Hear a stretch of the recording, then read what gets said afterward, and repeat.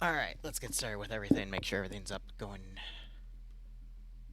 Yeah, we're good. Alright, we'll get the prediction up, and then we'll get started. Thinking of doing a 20-minute spread.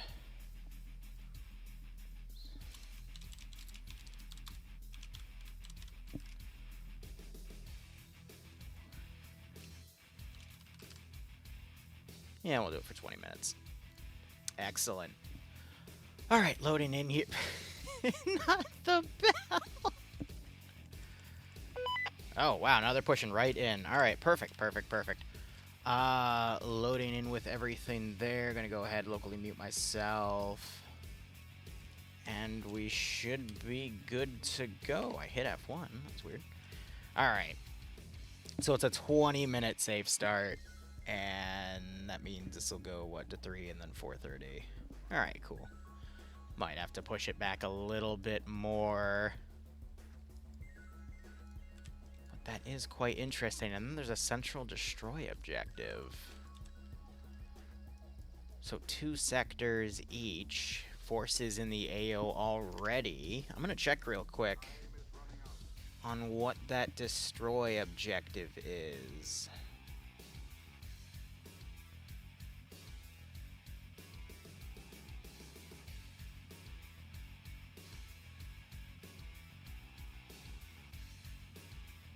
Interesting.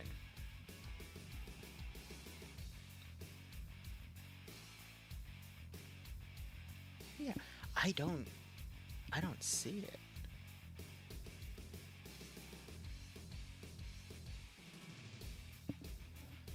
But what do we have in terms of the other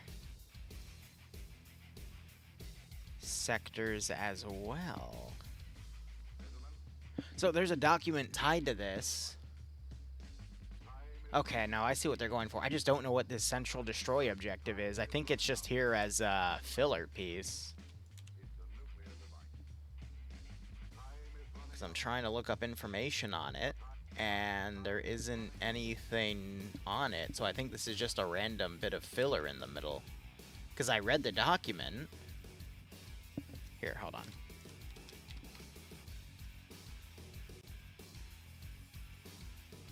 Hold on, no, here it is. Both sides have a common destroy objective. Gotcha. Fascinating. So yeah, so this was a change on... Gotcha. Alright. Anyway, guys, how are you guys doing? Wee Woo here. So Saturday's going good for me. Just toured a venue for the wedding, but we'll get into that a little later.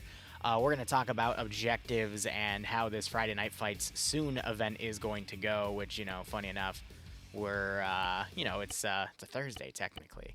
Looks like these waypoints are also a little off. That's fine. So let me explain how today's PvP event is going to go. Both sides, it is a 2-hour event, which I'm checking my calendar here. Alright, I'm going to have to shoot a few texts to a few people because I got to change my schedule up slightly. But it is a 3-life event where both sides are both trying to hold their sectors and take the opponents. Both sides are spawning with some forces in the field. And then they have a major amount of assets on the rear line that they can bring up dynamically. And my interface is all sorts of scuffed. There we go. Otherwise, both sides also have a choice of assets that they can utilize. We see that in example over here. So both Blue 4 and Op 4 can choose to get more. And it is starting in the morning with the sun rising in the east, so it'll get brighter throughout the operation. This is meant to be a 2-hour event with a 20-minute safe start timer, which we already see in the bottom left. Now, both sides, if I were to tab out and check the TeamSpeak, this is about a 95 player operation, so it's about platoon v platoon, 45 v 45. The numbers are meant to be kept even, and we'll see how things go with that. Otherwise, with the entire interface here, let's go ahead and do player count on the side, and then we'll start going over assets and then more on how the internal groups work. as I give you all the information. You can also follow along if you type the mission command. That'll give you a link to a document where all this is from. So company for Blue 4 is going to be Primal Reacher with Ember Rose as the 2IC and John Miller as the platoon medic underneath. I swear the server will not win this time. We're good. It won't win, smile. So Malin's bringing that up because the other two soon events that have happened over the past few months, the server has decided to mem leak, and that was partially tied with the map Roche, I believe. But Malin is hoping that there won't be a crash this time around, but we'll finally have a stable run, which is why the map is also in Colombia. Send in Goat Team 6 now. How you been, Liru? It's been a while since I could catch a live video. But otherwise, Malin, thanks for the 73-month resub. Hope you enjoy the event. Hope everything goes smoothly. And Iowa Reaper, thanks for the 15-month resub. Hope you keep enjoying the operations, my friend. Hope you get a nice kick out of this scenario, and welcome back. Otherwise, going over everything, just a quick rundown of the players, then we'll go and do a rundown of the assets. So Alpha has Bates, Sablon, and Williams in Alpha. Alpha 1 has Herb, Cheek, Capwell, France, and Harrington. Alpha 2 has Montgomery, Marsisek, and Michael. Bravo has Lurch, Hanther, Panther, Mito, Lennox, and a peasant from 1312 CE. Charlie being led by Smith. He's the only member of Charlie there. Kabubi face Batty, Goldman, and Wayne all together under Delta 2. That's a medium machine gun crew. And then Echo has, I believe, a medium anti-tank group here. So that's Bursty leading Theo with Sancho, Goose, and Murcho. Echo 4 has Whiteside and Duidson. Foxtrot has Wuda, Bible Form, Maxim and Sasade. Killer J, Watson, Oddballer, and Golful, and those are usually vehicle crews. Darjeeling, Fonz, and Assam also being a vehicle crew. Hotel 1 is Black Dog, which is a helicopter asset, and then Golf 3 has Pupper, which is meant to be a third vehicle crew. Op 4, meanwhile, Alpha's merged all together. It's Newton, Diego, Vincenzo, Toxic Striker, Mario, Diablo, and Gonzalez. Drake leading Bravo with Patriot as the marksman for the group, looks like, and Pronix as a medic. Bravo 1 has Martin, Sailor, and Cool Breeze. Charlie has Nemesis with Cullis. Charlie 1 has Puma, Dobbs, and Catch. Charlie 2 has Ash, Arakiru, and Tackleberry. Malin being a medic in Delta. Iander in Echo with the medium anti-tank. Yanni's leading Dream, it looks like, is being an assistant. Echo 2 has Anderson and Wheaton together. Echo 3 has Fist on his own. Foxtrot has Weiss, Meowman, Sergio, and Minim. I'm gonna not even try. Lettuce fan, let's go with that. Audrey Hato and Azariah together in Golf 1. Stadi and Nekomata in Golf 2 as a vehicle. Only Bone, Bebo, and Johnny Peas, that's it. Being a vehicle crew, looks like they're crewing a tank. And then Hotel 1 has Timo and Pi. And then Alan under Hotel 2 and Alpha 1 has Gato Vico on his own. Otherwise, let me tab out real quick. I need to adjust a hotkey. Just to make sure the freaking Plinko board doesn't accidentally come up. That would be kind of funny. Alright, there we go. And just give it a real test. Alright, cool. Otherwise, we see that both Blue 4 and Op 4 have a variation of assets here. We also see both sides. We got Blue 4 with some M107s in play. I'm trying to see if Blue 4 have magnified optics in general. Looks like they don't. But otherwise, Blue 4 standard U.S. weaponry. We've got M4-based rifles. We've got M249s, 240 Bravos, AT4s, some M107 snipers under Foxtrot. So we'll have to see what Op 4 Foxtrot looks like. We also have Echo 1. Some of the AT has AA as well in the medium anti-tank team. We also have some backpacks for some statics. Vehicle-wise, we got transport trucks, some Humvees, some MRAPs, and then a choice of a Warrior, IFV, a tank, an Apache, 2 minutes for, not Apache, a Venom gunship, and a Little Bird with some AGMs and a Gown 19. There's also some ammo boxes on the side. Otherwise, we got some transport Little Birds right here. We got some LAVs for Blue 4, some additional tanks for Blue 4 as well, and then some Warriors. So basically, it's just an extra ground vehicle if they want to take it. And then we also have Triple R back here, including ammo, refuel, and repair. And it looks like there's 2 sets of that. Looking over at Op 4's choice real quick. Op 4, their main weaponry, it's going to be AK-74s. We've got BMP-2s in place with... Is that tube empty? Yeah, okay, so the tube is empty, but that's the... that would have been funny if they gave that. But we also have some T-90s in play. Or those are up-armored T-72s. I think those are T-90s, though. But otherwise, their weaponry, AK-74s, SVDs, PKPs, PKMs... Sniper looks like it's going to be the T5000, so that's 308. I'd imagine for any Echo forces, they'd also have Iglas, but it looks like they're just going for the medium anti-tank. Otherwise, we've got Gaz and UAZs for transport. Some UAZs with Dishkas on top.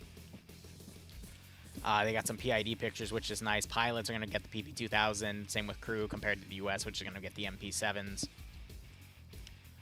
And I'm trying to see if there's any... Okay, RPKs for the light machine guns, which means PKPs for the secondary... medium machine guns, excuse me. Looks like they're going to go for a KA-52 with a GAU-19 pod and a rocket pod. I'm not sure if that front gun has any ammo. But the other choices they had was a second KA-52 with a different type of rocket pod in the GAU-19, as well as ammo boxes or a spare tank or a spare BMP. Now, well, they also have some BTR-80 alphas to compare with the LAB-25s. This neutral objective has a mortar in it. It is purely optional for them to either go in, they can destroy it, or they can take the mortar from it. And otherwise, how this operation works is Op4 has to be defending Sector 1 while they're trying to take Sector 4. If Sector 1 gets taken, then Sector 2 can be taken. If Sector 2 gets taken, I think Blue 4 win by default, whereas Op4 are trying to take Sector 4. If they take Sector 4, they're able to take Sector 5.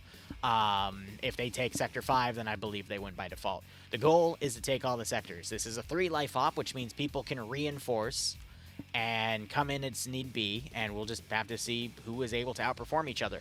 Differences in the previous event, Soon number 2 versus today, Soon number 3. They moved the objectives to be a little bit closer. They changed maps to hopefully deal with the debug issues. We see that the map is blocked off, so Op 4 are the only ones that can go in this top area. Blue 4 are the only ones that can go in this top area, bottom area here, and then both sides can fight in the middle. So there's a lot of room to potentially intercept and potentially spawn camp. It's just, are they going to be able to have that opportunity? Now, I'm going to tab out just so I can read out a difference in changes for everything regarding operations here. So, Blue 4 went with the Venom gunship. I'm going to now read what was in that supply box. That was an AH-1Z with 4 LG HE rockets, which is right there. So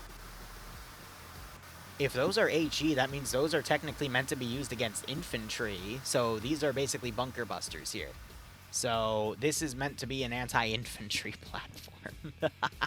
But otherwise, what is in the ammo box is a Mark 19 grenade machine gun and some M40A5 marksman rifles, as well as some SSWT kits and Harris bipods. So it's basically some additional snipers and a GMG. Looking over at what Op4's choice was, I believe they picked a KA-52, and I just now need to look at what is specifically with it. So it's this one. And they went with a rocket pod, which I believe is the 16 times HE. So that's the mirror pick of the other asset. So that also contains 2 additional T5000s, and it looks like it's a bit cut off, but there is a an AGS grenade machine gun static in there as well, and then some spare ammo for both assets. Interesting. It's basically more snipers on the field. Blue 4, they did have M107s. Op 4 already had some T5000s, but now they can have a few more. We also see some special forces in play, some suppressed AK-74s, and some long-range scopes. Blue 4 will probably have the same with either some suppressed M4s or SCAR platforms. But otherwise, let me go ahead and read the exact loadouts of both sides in terms of vehicles. So, Op 4 gets 2 sets of RRR Urals, repair, fuel, and ammo. They have 8 open UAZs, and these assets are unlimited. Once they're used, they're used. But 8 open UAZs, 2 Dishka UAZs, 8 standard UAZs with the top cover, compared to the open, which doesn't, just has it open. 3, I was right, T90 SA, made in 2004, 3 PKM statics, 2 MI8 heavies. I'm going to quickly look. No rocket pods on them, they just have the guns on the side. I mean, these are super easy to shoot down, but, what can you do? And then we also have... Hold on. When I tabbed out, it threw me out. There we go. 3 cord statics. So, I mean, same as... Actually, no, those are heavy machine guns compared to the PKMs, which are medium machine guns. 8 Kamaz transports, 3 KA-60s, which I believe are also going to be unarmed. Yep. 4 Gaz transport trucks, 3 BTR-80 Alphas, and 3 BMP-2D models. The D models are more armored, but they're not amphibious, which for Colombia, this AO won't really matter, but other parts of Colombia, you definitely would like that river crossing ability, but it doesn't matter. For Blue 4, their assets are as follows. Round will be beginning in 5.5 minutes, by the way. Not round, I guess the match, because there's no multi-rounds. They get 3 warriors, 2 sets of triple R from MTVRs. We saw those earlier. They're under the hatches here, so ammo, refuel, and repair. 3 MH6 little birds, which are just, their transport. 2 M240s with Elkin scopes. So they basically have magnified optics on their scopes, but they have 1 less compared to the 3 PKMs on OPFOR side. 3 M1A2s, which are the battle tanks, which I believe are over here. Yep. 2 M1240s. Those are the MRAPs. They don't have any Crow system, though. They got to turn out to use those 50 cals. 2 Humvees with 2 40s on them. That's an example of one of them. They're slightly up-armored. 16 transport Humvees, which are these. So one can only carry 4, the other one can carry up to 8, because I think they have the back area opened up here. Well, it might not be 8, actually. It might only be like another 1 or 2. Actually, no, they're both the 4D model, so it might only be for 4 people. But otherwise, then you have 8 M1083s, which are these transport trucks, 3 LAV-25s, and 2 UH-60s, which I believe are going to be armed with those M134 miniguns on the side. So I'd say Blue 4 definitely has a bit of an equipment advantage and a weapon advantage, but we'll see how that translates for the operation itself. We see Blue 4 already setting up some defenses in the field right here on this first position that they need to hold. They built up a few sandbag positions, but otherwise this is a pretty nice choke-pointed area here. Looking at OPFOR's position, they've also done the same. Built up some fortified positions around this area here, and you've got, the signs next to them right there with all the advertisements of what the enemy looks like, as well as, some signs. All right.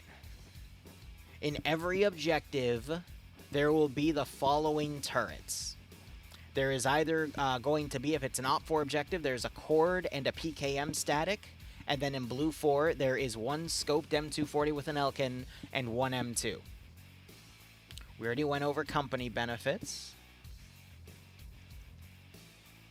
Okay, no, they have a rule about not being able to camp enemy bases, so I think that means that either side can't just set up a group on the outside of the base and attack them. That's fair.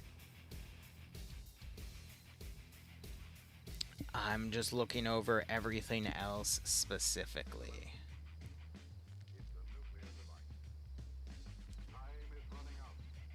Yep, no, I think we're good at this point.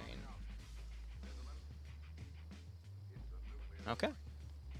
I'm now going to open back up with OBS so I can communicate with you guys, but let me know what you guys think.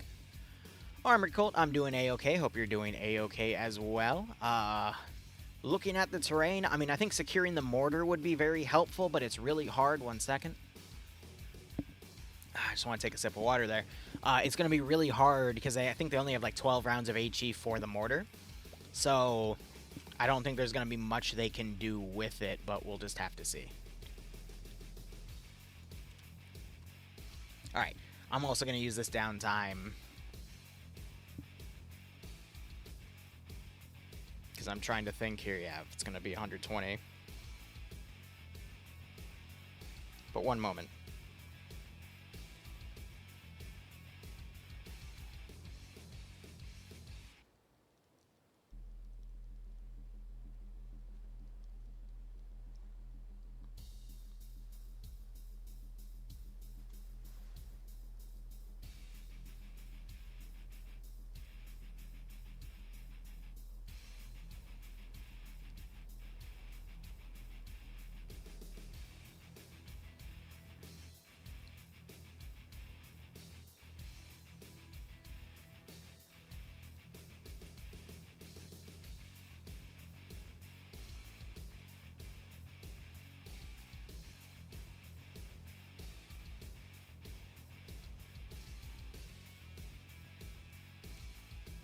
So I've got a few friends coming over to try a bunch of alcohol that I've been making. So I'm just trying to get that time. The time of that starting is going to be when this stream ends.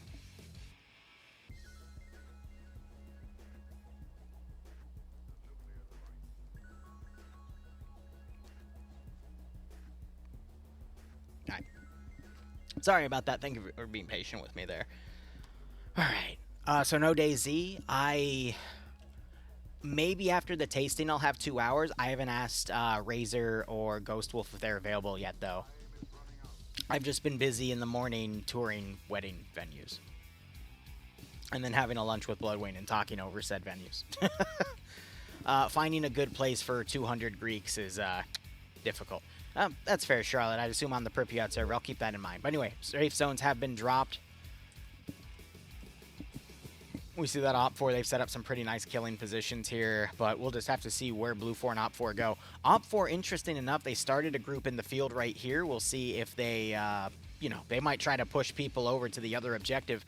I don't really see a point in putting manpower in Sector 5 or Sector 2 because those are only going to be takeable if you take the previous objective because they're done in a sequential order. So if I was in command shoes, I would just negate those. I would put everything into either holding Sector 1 or trying to take Sector 4 or vice versa, because otherwise that's just wasted manpower.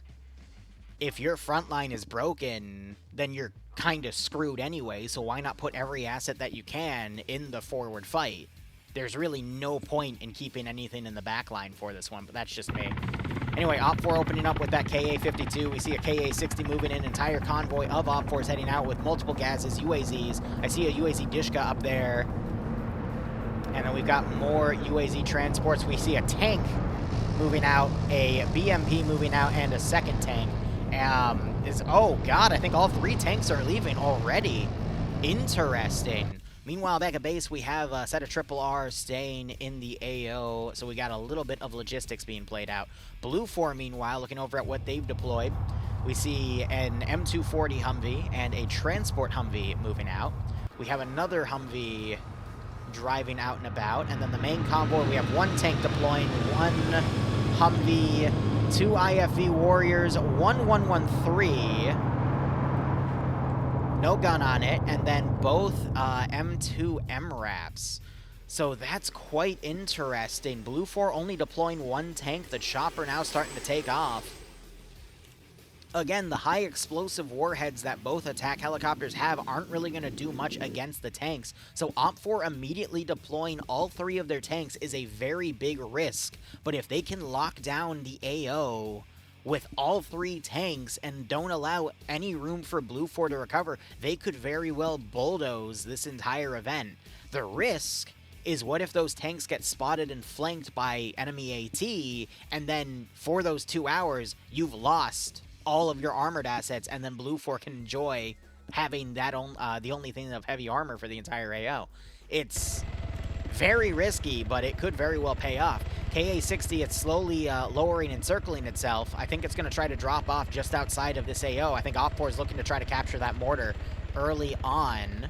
And Blue 4, I mean, we don't see any helicopter assets deploying early on either. I think that's a bit of a mistake by Blue 4 to not being able to immediately send out any teams via air, because this is going to allow for Op4 to get a lot of forward security early on, and that's going to be especially helpful for Op4 now that we know they're rushing with 3 tanks early on. That means Op4 tactically is going to have the advantage going forward with this event, and it's going to be really up to Blue 4 to respond to what Op4 might do. But this is Foxtrot being deployed, so these are the snipers for Op4. Great forward positioning with them right now, and I think they're going to try to scout out to nab the mortar if they can. But look at where everything else is. Again, I was a little worried about seeing this team moving out on foot via Op4, because look, we already see vehicles getting out and about, but these guys might be trying to attempt to set up a blocking position somewhere in the middle to try to box in where Blue 4 can potentially come from. Because this AO, you're kind of limited by the river on the left side, because you don't really have anything that can cross it, so really the front line is anywhere between the border and wherever the river is closest on the left side of the AO. So I don't know. Looking at what we see in deployment, Op4 already has a major chunk of its forces out and about. Blue 4 still has a little bit to go. They still got 3 kilometers, whereas Op4 is within half a kilometer with its closest forces. KA-60 looks like it's going to be escorting its that's the KA-52, I'm sorry. That's going to be escorting the KA-60 back. It looks like a group of Triple R is also coming out, including... That might be 2 of the repair vehicle. No, actually, I don't know what vehicle that one is specifically. But we do have Op4 bringing Triple R out. Blue 4, I don't see any Triple R vehicles leaving the base yet. So Op4 really is covering every contingency here. They want to be forward and aggressive with their armor, so they are going to be bringing one of their complements of Triple R forward with it. I think that's really smart. We're definitely seeing a difference, and this is kind of surprising because Depso... Oh, no, it's Depso commanding Op4. Okay, no, never mind. I thought Depso was on Blue 4 for a second, but Depso we've seen command in OFCRA. We've seen him do FNF. He knows his shit. So he's definitely going very forward with everything, but he is going for a total domination of the AO here. And it looks like he is opting to potentially stash some of the armor up here. So he might be moving some of the vehicles forward, might not be trying to deploy all of them at once, but instead what he might be doing is having the groups deploy some of the tanks back here. That way if they get taken out, they can just be flown back real quick. They'll probably drop the Triple R off over here as well. And that's just going to become a bit more of a forward position rather than driving all the way back to their spawn point to bring in new vehicles. So even that's a good call in my opinion. Blue 4, meanwhile, we see that the AH-1Z is kind of checking the sides. I think... Oh, okay, I thought that was a 134 firing. That was just the engine of a BMB-2 kicking on. But I think the AH-1Z is looking around the side trying to see if Op4 is going to deploy any large flanking forces. But again, Op4 is playing very defensively here. Only really going for that neutral objective. We hear the KA-60 flying overhead. But I think it's going to be really interesting to see who loses their helicopter first. Because that, especially with the HE loadout on both of them, that helicopter is going to give a very big advantage. Especially since both sides have additional ammo resupply. So they want to be really defensive with those. And I see Blue 4 already trying to skim it on the front. That's incredibly risky considering your opponent could have anti-aircraft capabilities. And I think this just goes to show that Blue 4 doesn't realize just how well deployed Op4 is at the moment. They're flying over this AO, not realizing there's a lot here already because they haven't really been able to get that much in the field yet. It's still in progress. Thankfully, I don't think Op4 has any dedicated AA for this round compared to Blue 4 because they didn't take the additional slots with an Echo to do that. But then again, Anderson might have some. He either has an AA static of some sort or they're a 2-man machine gun team. I see an AA slot on him, so I was thinking maybe, but no, compared to Blue 4's Delta group, they have, or excuse me, Foxtrot group. Yeah, so I looked in Echo on there. Foxtrot's the snipers. I'm trying to look for, yeah, so Echo right here. These guys both have AT and AA. So maybe the rest of Echo are just weapon teams instead for the machine guns. But that was incredibly risky for the pilot to do. Thankfully, Op4 wasn't in a position to respond to it. Oh, and Malin's been hosting FNF for years. He and I know when to check for stream snipers and whatnot. I'll be honest, I had a questionable thing happen the other day on Thursday with OFCRA where I saw someone run right on top of somebody, but other people claimed it's because he was shooting earlier, but I didn't catch it. But, you know, I'm also not perfect. Now, we got Blue 4 moving in on this neutral objective. Again, the destroy objective, it can be done by either side. It doesn't really mean anything. It just means there's a neutral cache here that either side can take, and that cache does have a mortar. So Blue 4 coming down. We've got reinforcements coming with them. So this is 6 Blue 4 members from a Humvee, whereas Op 4 are looking up in this direction. But these guys also do have the M107s. So this is going to be a sniper fight early on. Blue 4 takes fire first. And we see Wuda gets knocked out. Remember, this is a 3-life event. And I'm wondering if these guys might call for fire support from the helicopter, because it does have HE capability. It would annihilate that area. And then just need to go to RTB. He could also be flying in to look for early vehicles to snipe.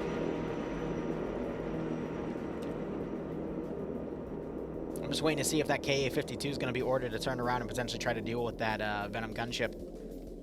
But we got a bit of a sniper and a suppressed weapon fight. So here's one of the T-5000 sniper rifles, chambered in 338, I believe. But we just saw one shot go out. Looks like Minim is going for that one guy's head right there. But his shots are going well over. Maxim, meanwhile, he's got a marksman rifle. And he is trying to figure out if those shots are going over his head or not. But they're going so far over that he's not even hearing the bullet whiz over. Otherwise, Blue 4's main force is now finally getting onto Sector 4. But Op 4, they've already made some pretty good distance here. So looking back, this is definitely a logistical hub. They've stashed one of the tanks here. And Command is just chilling back here to basically wait things out until they need to field that second tank. But again, Blue 4 is fielding 2 IFVs in a single tank. Op 4 is fielding 2 tanks in a single IFV. We'll see if there is any major difference with all that. But look at that. Blue 4 is actually pulling back from this region. They're going to mount up and go. They don't want to risk the fighting here. And I'm going to be honest, that's not a bad call. Looks like Wudo was woken back up and pulled away. They don't want to fight in open areas here. They know they're taking long-range accurate fire. I agree with that call. Come in with an IFV, come in with the main force, and then you can bulldoze that location. I think they could have had air also help them out, but this shows that air is also kind of doing their own thing at the moment. And we've got Op 4 vehicles right under this Venom, and I gotta wonder what this Venom's plan is. Gunner's definitely looking around. They're flaring. We just heard an Igla launch, and that was a miss. So that was fired from, I believe, Cool Breeze here. He's trying to load up the asset again, and he opts not to fire again. I think because the Venom went out of their render range. I was wondering when Op 4 was going to respond with some of their own AA fire, but that's just going to make the gunship fly away now. Interesting call here. We have the tank on point with an IFV right behind it, but we do have members of Echo 2 right here. I'm wondering if they have any AT capability. They have a Cromit launcher. That is an ATGM, and that would be perfect if it was up here to engage those vehicles. But they have it back here instead. I want to see if Wheaton's going to call for Anderson. If anything, they might just wait for it to pass and then hit it right in the ass so they can directly disable its engine. Also, Mac and Booms, welcome, buddy. Hope you enjoy everything. Yeah, Wheaton's immediately crawling back like, oh, no, bro. That's 2 IFVs in a tank. If one of them could get sniped early on, that could be very, very helpful for this AO. And then you got Op 4 tanks immediately on the flank that could come in. This Blue 4 group could have a major problem here. Op 4 already deployed right here. They could potentially ambush these MRAFs as well. I don't know if they're going to stop and dismount here or if they're going to try to drive around that side. But we hear them.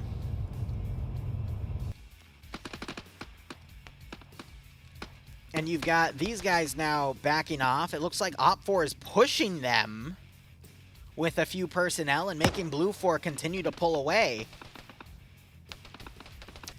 Meanwhile, Blue 4 vehicles have driven right up to the edge of the forest here. They have spotted Puma gets taken out by a 50 cal. Daedalus is up here with an RPG. Op 4 pushed a little far out, and it doesn't help that half of Op 4 is also pulling away to a different flank. That is leaving these guys to be defeated in detail here by a superior force. RPG just fired. That disables the engine. We had another explosive fire up here. GL's landing perfectly. We have 3 knockouts and a KIA. So I'm going to roll back what I said. We just had a massive amount of people taken out. That was Nemesis with the GL, and that was AT fire from Daedalus. So now this Blue 4 group's in trouble. Op 4, I think they're bringing a vehicle up to assist potentially. We have another group of Blue 4 deploying on the far side. Op 4's tanks are now moving in.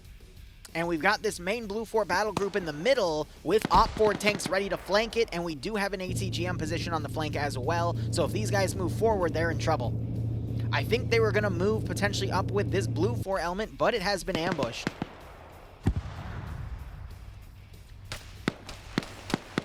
And we're trying to see who else is going to wake up from those GLs. We see some double taps going on. More GLs going in. They're a little far from the group, but that is accurate fire.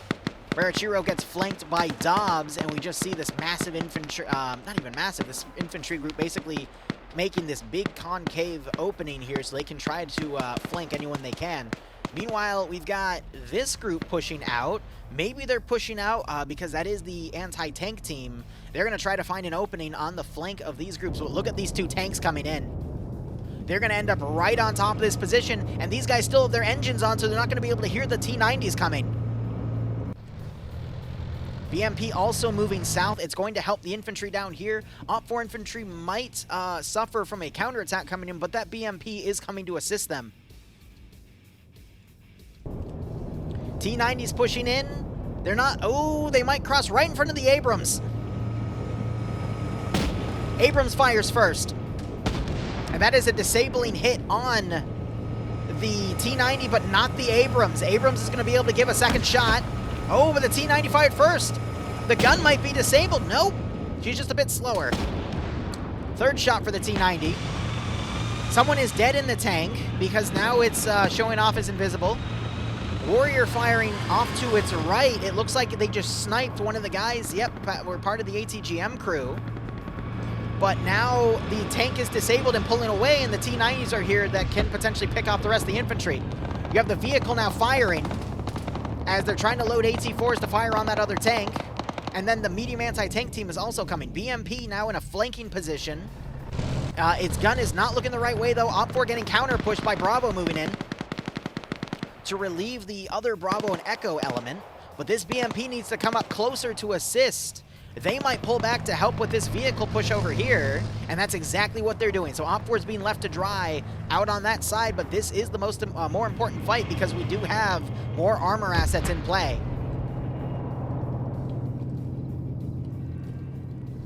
Vehicle's cooking. Tank might fire some more rounds. It gets hit again. And that thing has to be being solo crewed right now because at least the driver or the gunner is dead. We do have some Blue 4 dead in the open as well. AT just fired on the T-90. There was a miss there. And now they're taking autocannon fire.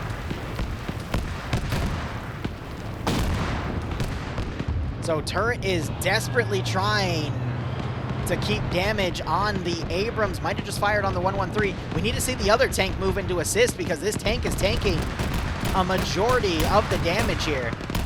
And it looks like Azariah is trying to speed repair things to keep the gun active. And they just sniped and destroyed the 113.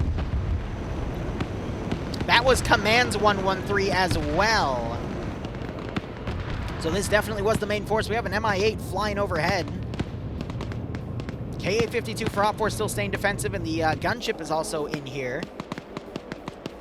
But Op4 are basically on this side being left to dry, but they're doing their best to try to ambush who they can. You got Nemesis that's pulled back a little bit. He's on 2 kills, trying to flank some of the infantry coming in. We've got Charlie over here with that Dishka also trying to hold the superior Blue 4 force, but they are picking off a good chunk of players. We just need to see that BMP potentially come back.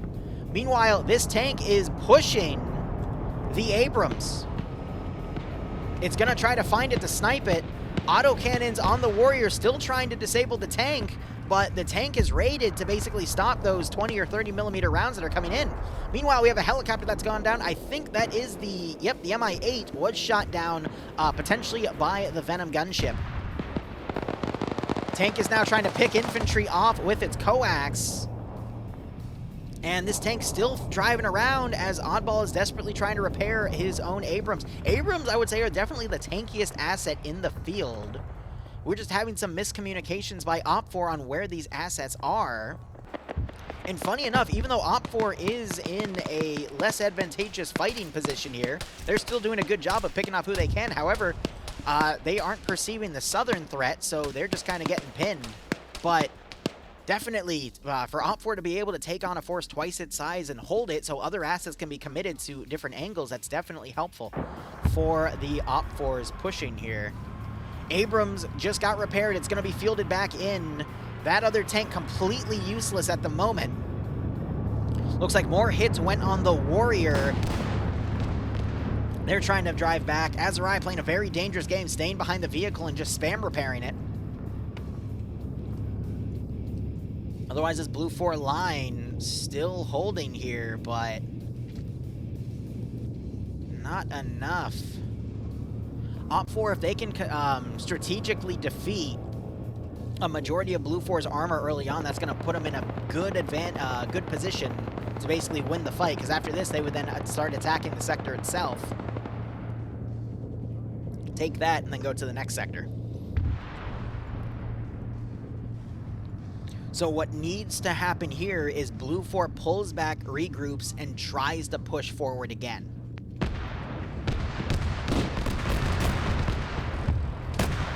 So they're trying to get it a track on it again. However, this tank's coming up. That tank could snipe that BMP.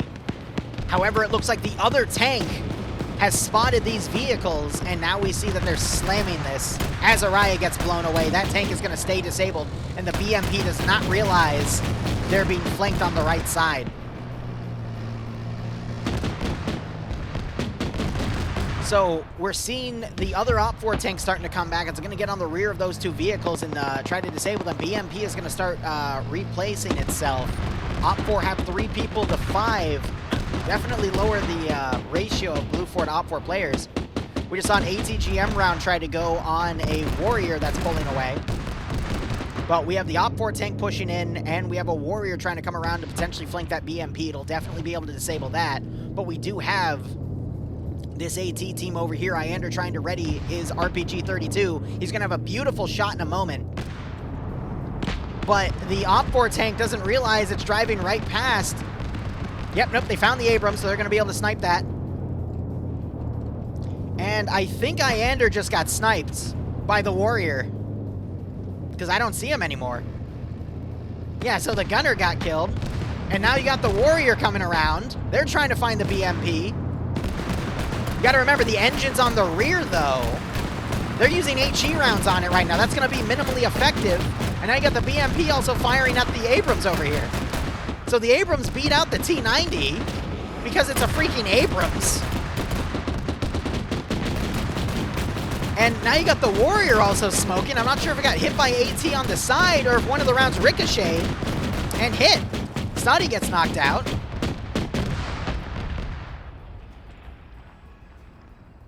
Now you got Harrington running up. He's throwing explosive charges on it. And he gets killed by the gun. The explosive charge wasn't close enough to do any meaningful damage. And yeah, so I think the gun's stuck in position, but it's just going to keep mag dumping the BMP. BMP's cooking off. Abrams is cooking off. T-90's cooking off. So unfortunately, due to some massive miscommunication on Op 4's end, they traded 2 tanks and a BMP for 1 Abrams and 1 Warrior IFE. Looks like Harrington woke back up and was able to put some more explosives down. So that leaves 2 Abrams on Blue 4 and 2 Warriors, whereas Op 4 only has 1 tank remaining. Cash has been destroyed just to make sure it's out of play, but that's a neutral objective, doesn't really matter. So Blue 4 actually comes out in a better position there than Op 4 because of that miscommunication. We still have some of the vehicle crews showing people inside. So there are partial crews still alive, so vehicles could get repaired. I think whoever basically pushes past this zone, either if Blue 4 are able to rally and immediately doing a counterattack to push on this sector, that'll leave these vehicles in their zone so they can recapture them and get them set up with Triple R. But at the same time, Blue 4 hasn't brought any of their Triple R assets forward, and they already are starting to field another tank in, but I digress. Op 4 have their Triple R assets ready to push forward if they take this zone, so they can take all these vehicles back. Looking to the south, though, we've got those 3 Op 4 survivors. They're going to catch some Blue 4 guys in the open, and potentially, yeah, this is 1 RW, so these are Pierce's guys in the open. That's not good. But the other 3 have turned into 2 and are moving out. So Op 4 actually won that fight in the end without any assistance. So that's quite interesting. We still have the auto cannon firing into it, but it's not going to do much damage beyond what it's already done. But that BMP has fully cooked off, so it is now not recoverable. But yeah, you can see the guns looking down. That thing's fully disabled. Harrington bleeds out. Adriano staying here. He's trying to pick off some of the infantry running up. He's going to get Michael. Might be able to get Bates. But this is the same Adriano that got 21. He has the kill record in all of Arma 3 PvP I've seen of like 23 kills in a single round of FNF. But he's already on 7 and no deaths. Granted, he's in a tank this time, but I mean, it's always a pleasure to see him work. We just heard some AT fire. It looks like it was some of the Echo team trying to fire AT on the remaining warrior. Yanni's running around. He takes fire from, I think, an MP7.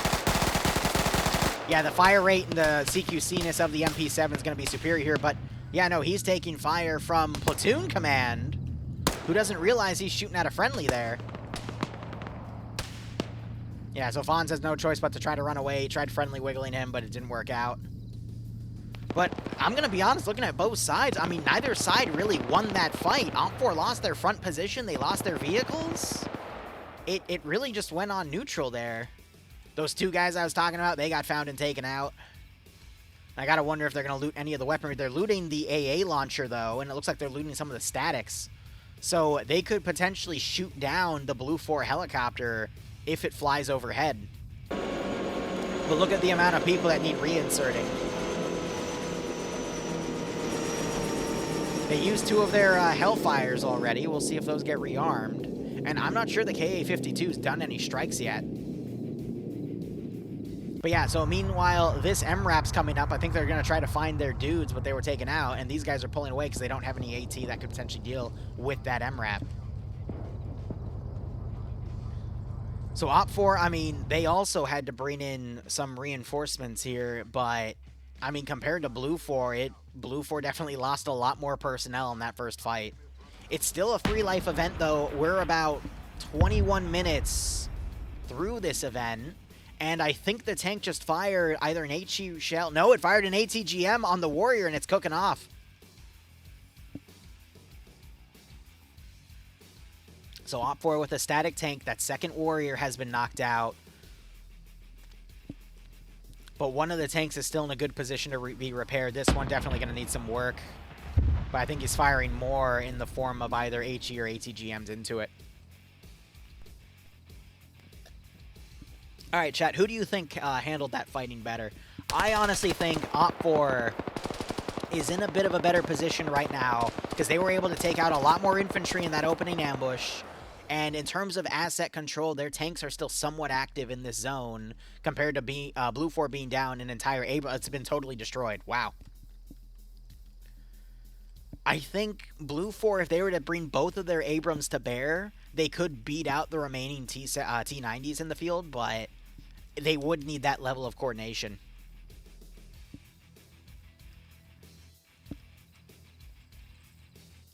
Trying to see if Pupper's going to get taken out. Trying to see if Foxtrot's going to be in a good position as well. I think it was also smart for Blue 4 to stop after realizing there was a potential ATGM position back here because that stopped the ambush from getting worse. And it looks like Foxtrot just spotted and eliminated Pupper from the rear. Malin, I got a question. Are you allowed to repair and utilize enemy vehicles in this event, or is that banned? Just had an RPG detonate short. I think they were trying to double tap that vehicle. That was done by a tube. Yeah, RPG 26, single shot disposable. Wasn't going to do anything. I agree. I think they're kind of even.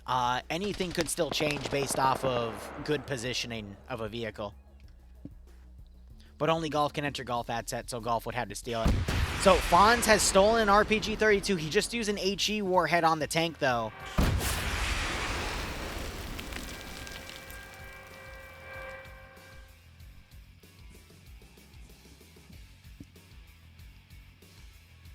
That's smart, though. That's this thing was pretty much pristine. Uh-oh. Fonz is booking it. He doesn't know which way to go. He's going to pop smoke, but that thing's just going to reload. No, he got away from Adriano. Wait, he might see the smoke. He does not.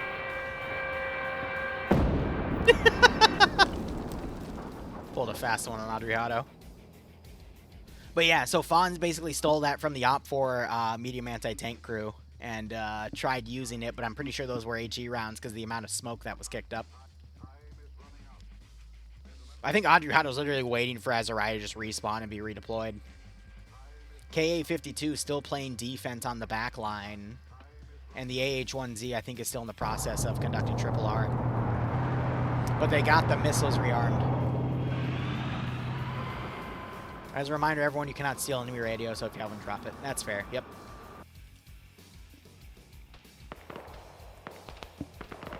I think we see some of Foxtrot running in the open. One guy just got taken out. That was Sergio. And that is by the remaining 2 members of Alpha right here that have now stolen the position that the medium anti-tank team, they just shoved a guy and fed him to the rocks. There's just a fine-looking pair of legs right here, you know? And they stole his pants.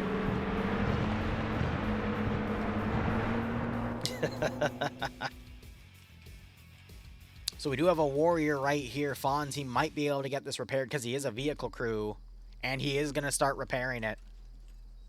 Because that's the only thing he can do. Adriano, he's just going to camp this vehicle to prevent basically any opponents from stealing it. And then we do have this tank right here, but Yanni here is, I think, just holding inside, waiting for his crew to get in. You got to remember, you can just chill in the vehicle to also prevent anyone, any of your opponents from getting in as well and potentially stealing it. Meanwhile, Alpha, they've stolen that UAZ, and they're now driving in as a 2-man pair. Martin's giving it a look. He's like, oh, that is a UAZ. That could be friendly. But he is eyeing it. He's sighting it, too. Oh, no, and he just starts spraying it down. Gets a kill. Wow. Driver gets taken out. Montgomery, I think, just got ran over by the vehicle. Good work on Martin there.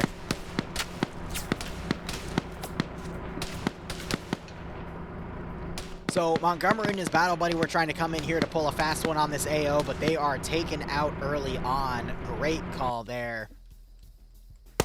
Yanni got out of the vehicle, and he... I was about to say, he should be dead, but no, Primal takes him out. Took a few gunshots, but now there's this tank back here.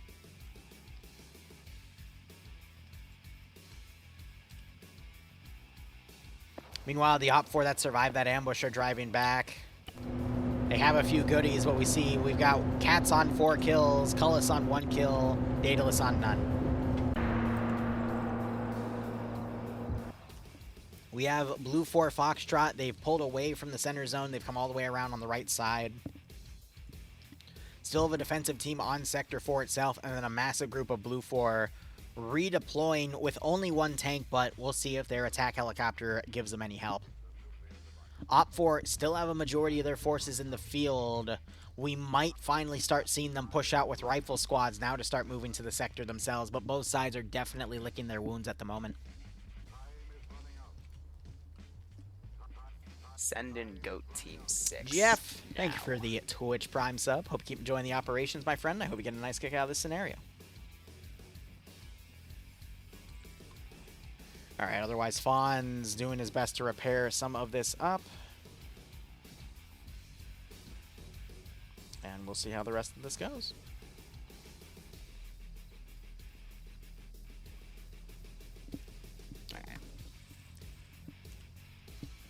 Op 4 definitely in a better position to take control, and then we do have another tank that's being deployed. I think that's the spare tank that they set up on their triple R. We also see a BMP being deployed. I think that's all, if not maybe 1 spare BMP remaining. They still have their BTR 80 Alphas, but I think, yeah, all BMPs and BTRs are now, excuse me, tanks are deployed. We did have, I'm trying to find where that triple R position in the AO is. I'm wondering, yeah, it's right here, actually. Yep, they've left the triple R back here, but they took that spare tank and they're already starting to field it. You got Fonz and Primal moving up. I'm not sure if Primal has noticed that Fonz is still alive in this AO because he did get shot at last time. But yeah, this autocannon, if Alpha ends up walking on top of this vehicle... Oh, no! AT man immediately gets killed. You got the tank coming around, though, with a full crew. That could potentially come in and try to flank that vehicle. However, they are immediately engaged and disabled. Not sure if that was Adriano or somebody else. That vehicle's flaming out, and we just heard an AA launch on the Venom gunship, but I think it was able to evade. No, it wasn't. I see the tail rotors out. So she's going to have to limp back to base for field repairs and risk a landing in that tight LZ. Might not be able to even make it, but vehicle was repaired and was able to get an infantry snipe on the AT gunner before being disabled again. And you do have Adriano in this tank looking around. He might actually catch. He might see Fawns.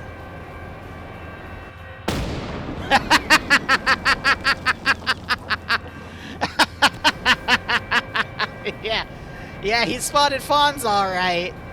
And, well, that was the last thing Fawns saw in the corner of his vision. He got deleted. And Adriano claims his 8th kill. And Primal, he heard that, and he was like, oh, that's a tank. I probably don't want to go up there. Meanwhile, we hear the other MBT up and about.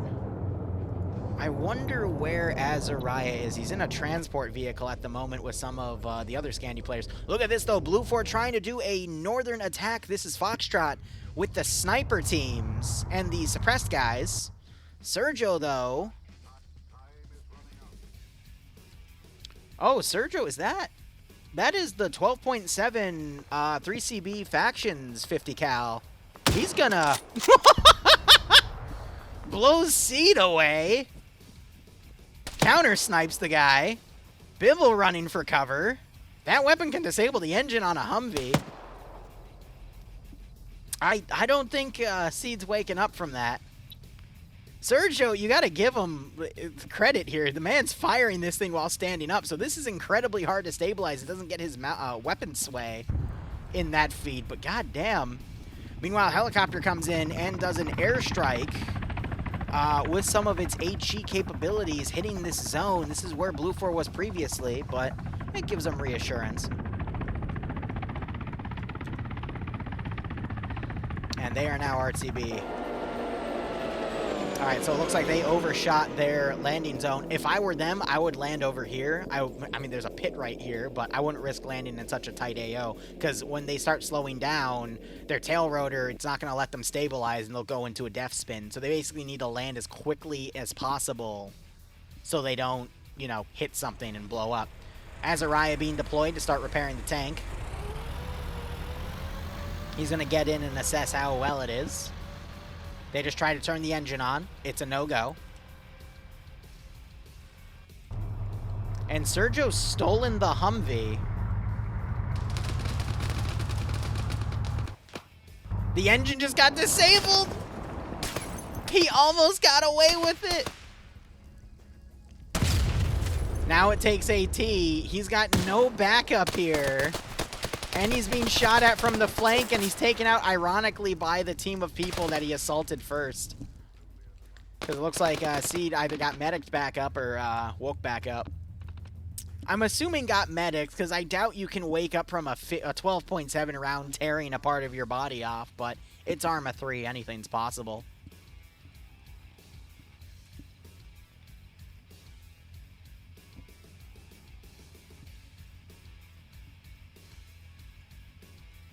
All right.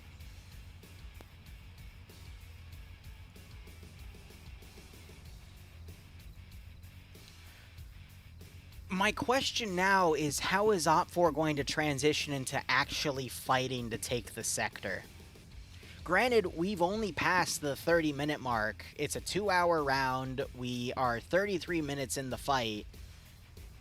But from here, how is Op4 going to actually start taking territory? It could be a long-term attrition fight, but I don't know. I don't think anyone's died thrice yet either. I think it's only been once at most.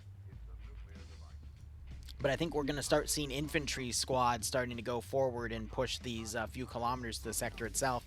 I'm also curious to see what that remaining Blue 4 tank does. Actually, it's not remaining. It's still, they still have the other one back here. Yeah, that's what I was worried about. The H-1Z, it crash landed because it tried to cut around. It lost control. It should have tried landing somewhere over here or even this big open area back here and then dismount and had the Triple R brought out to it. So that Blue 4 attack helicopter is now down for the count. Which honestly is a shame. You see that some people are talking to Malin back there. Otherwise, I'm curious to see what Foxtrot does. We do have some elements of Scandi coming back around them on a death, but 3 kills. Might line up a good GL right here if he can spot him. But that is a bit... Oh, no, he does have like a little murder hole right here. And he immediately places a GL right in one of their backs. Look at that. Maxim gets knocked out by one. Third GL, it's a little close to LCPL Cow there. But some beautiful GL placement by Nemesis. And you've got this entire infantry squad coming up, and you got Toxic on the north.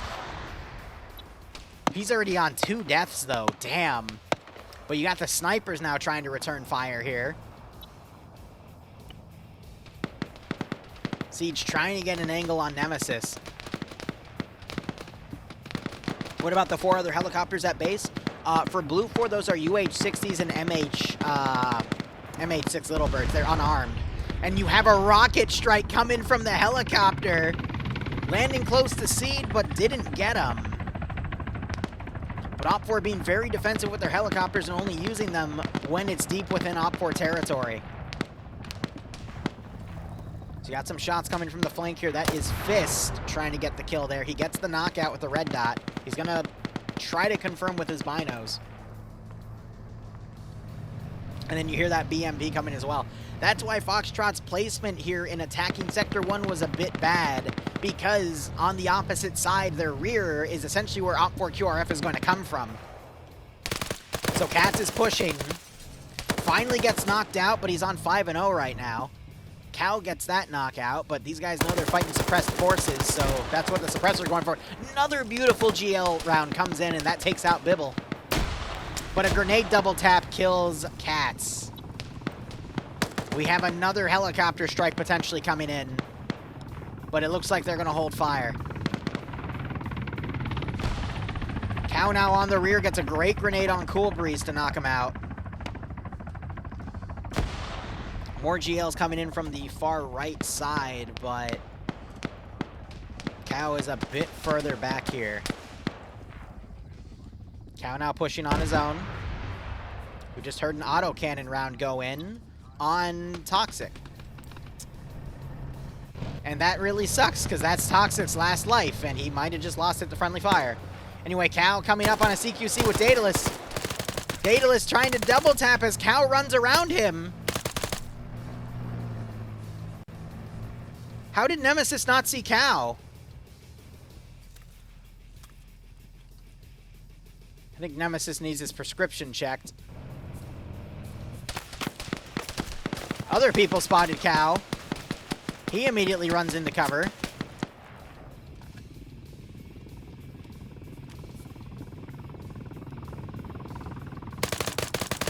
Nem turns around, gets taken out by Cow. More rounds coming in on Dobbs. Cow is moving. 3 kills for Cow, being the lone survivor there and actually making it out alive. Very few people can contend with Scandi and CQC and survive. So that's pretty impressive in its own right. Alright, looks like they got Toxic back up. That's good. Cow taking some long-range shots from some tracer fire from Echo 2. But he's going to continue to keep this force back here pinned. Meanwhile, looking over here, Cheek is knocked out. He's a Blue 4 guy, and that's a fresh knockout because he just ragdolled into that. We have a Warrior disabled back here. I think that's just double tapping shots from this tank, but we do have the Abrams on the side. And Blue 4 deploying another infantry wave from the south, taking a single transport. So that with some tank support could be very beneficial. However, we do have Op 4 Echo on the side. Medium anti-tank capability to potentially flank and eliminate that Abrams.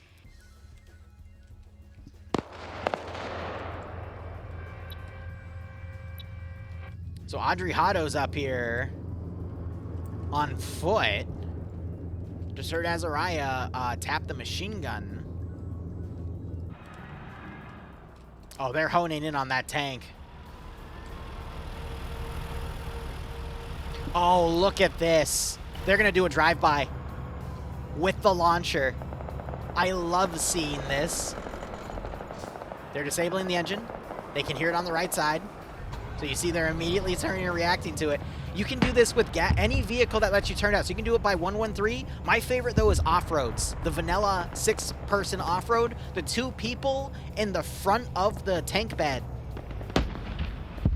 can basically run up and can turn out and fire forward. AT just hit it. Minimal damage from Striker's AT. That one did some more damage. But I'm surprised this vehicle's just driving up and hitting it. More AT firing.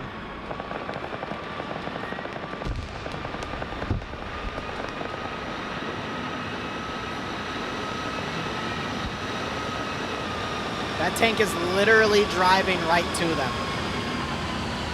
Don't get right behind it. Smack it. Oh my god. Get in the vehicle and chase it down. You have a car. You can turn out and hit it. Wow. Bit of a delayed reaction there. Meanwhile, we got Op4 Alpha that's pushed in. Blue 4 Command on 3 kills, now flanking them from the north as the main force comes in on the side. Another miss. I'm really surprised they didn't just load up in the vehicle and follow it in said vehicle. That's a bit weird. Look at Blue 4, though. They're setting up their attack on the far left. Op 4 all around their objective at the moment. I doubt they're going to be... Well, they might be able to catch up with it with the gas, though. But they're going to have to... They're going to have to really speed that up.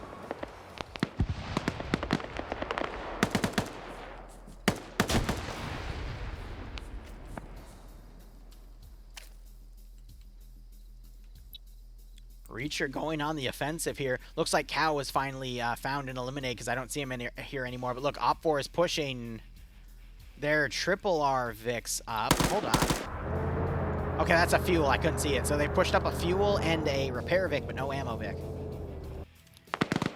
Reacher, meanwhile, still going for it. He gets a knockout on Gatto.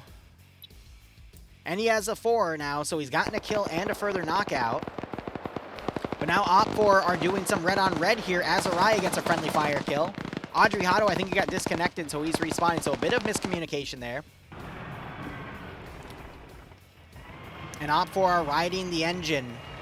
They're trying to find a way that they can ambush the vehicle. Just do a drive-by. Just do a drive-by.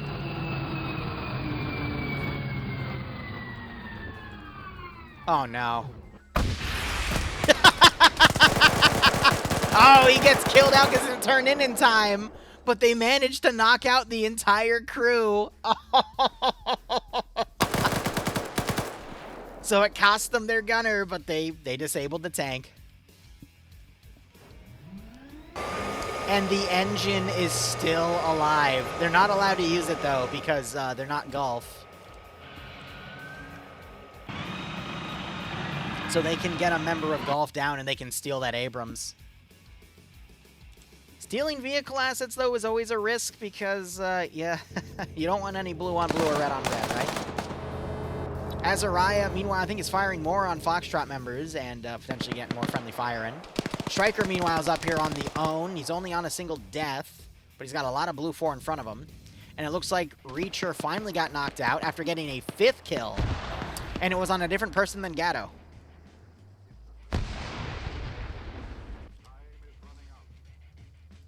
I think Malin teleported up to yell at them because he saw them using it on my stream. They're like, hey, don't touch it. Because, yeah, they just put it on the rock. But we could very well see an Op 4 member get rushed up to take that from any of the vehicle crews. So it looks like they're doing full triple R on the vehicle up here. Depso is in it as Op 4 Command, as Azariah is doing some repairs.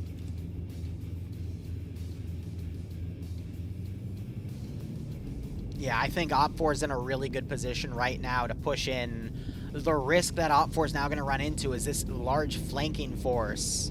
If Op 4 tries to push in to take the AO, how much are they going to leave on defense, and will that get overwhelmed by Blue 4's main attack? Because you have to remember, If Op4 lose this position before they're able to take that, this gets locked out, and they have to then move back and take that position. So Blue 4 is still in a good position here. And then all Blue 4 need to do is then rush into the other AO. And they can take it. So it looks like Op4 is trying to scuttle the vehicle. But I'm going to be honest, it's really hard to scuttle one of these. You need to put either an explosive satchel on it or just mag dump it with tank rounds or something. Because Abrams are just very, very tanky. Get it? In Arma 3, at least for RHS. Even for Cup. Just very, very chunky.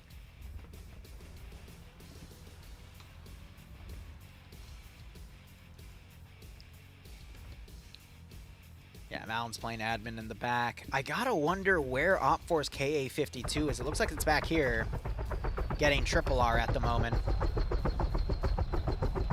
Yep, they rearmed the rocket pod in full. The gun is looking down. They're probably rearming the GAU-19 as well, and just topping it off with everything.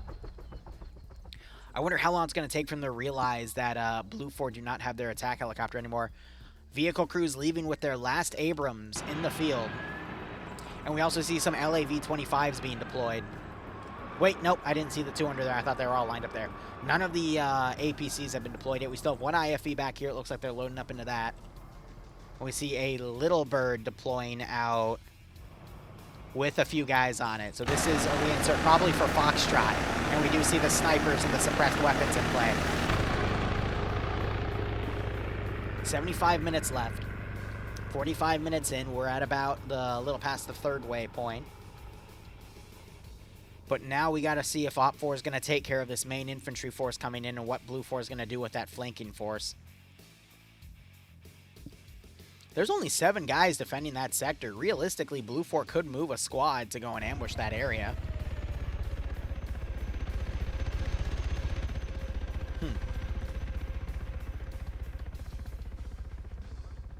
Now we just have a bit of a lull. The tank is tanky. Yes, you can quote me on that. So it looks like Blue 4 trying to engage the central position where Blue 4 has the garrison. And if I said Blue 4 first, I meant Op 4. Op 4 Alpha is attacking this Blue 4 Alpha zone. And the helicopter, I think, is just flying around and trying to see, A, where the enemy attack helicopter is, because I don't think Op 4 knows they shot it down. They know they hit it once, but it might have gone back to base for repairs, so I think they're just trying to figure out where it is to then prioritize taking it out so they can have air superiority. But I think Op4's plan has been to just kind of lock down the AO as much as they can, and then commit a lot of attrition to Blue 4, and then in the last, 30 minutes, then try to sweep the sectors. Because we don't really see a rush in the sense of them trying to push out and take the sector. They've been kind of defensive on their own sector. But that also could be in tandem to the fact that, there's been 2 major fights that have happened so far. Blue 4 were definitely going for the sector, though, for Op 4's early on, and ended up in that those 2 head-on fights. I'd say Op 4 came out on top a little bit, but we got to see if Op 4 can push that advantage. Because if Blue 4 then win this fight and then they, take the sector, then that puts Blue 4 in a really good position regardless of how the rest of this fight goes for the next hour and some change.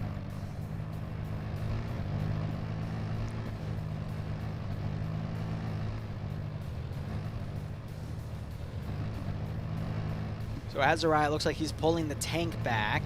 You have the other vehicle crew there, but I think his buddy Audrey Hotto. Iander's on 2 deaths, damn. I'd imagine Audrey Hotto is probably in one of these 2 vehicles being moved up. Yep, he's in a truck. So I wonder where Foxtrot's going to be deployed now. They're potentially going to go deploy on the back line again.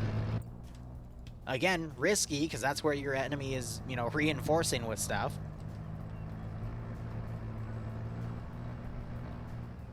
YouTube down? I have no idea. But yeah, you got Meow in here looking around. He might have spotted Herb. He does have a suppressed AK, though.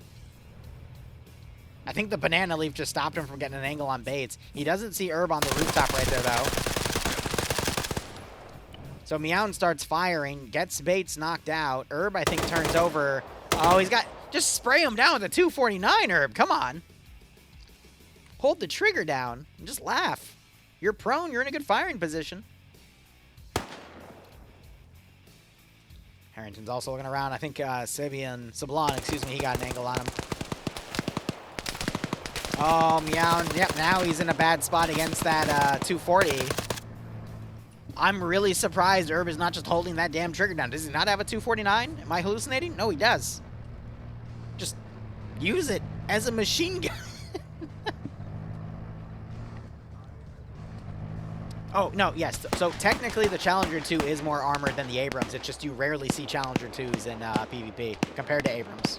Because it's RHS versus whatever mod has the Challenger 2, which I think is in an RHS extension mod, but that one's more new compared to RHS being RHS. But yeah, Meown goes down. However, now we have a BMP-2 supporting an Op-4 infantry push on the central objective. Blue 4 still has a bunch of dudes over here. We got Smith all the way over here. Someone in Bravo that's lost. Foxtrot's been deployed all the way back there. So we see this big concave attack starting to come in. I'm just wondering if Blue 4 is, excuse me, Op 4 is going to start sending a flanking team to go try to hit the sector itself.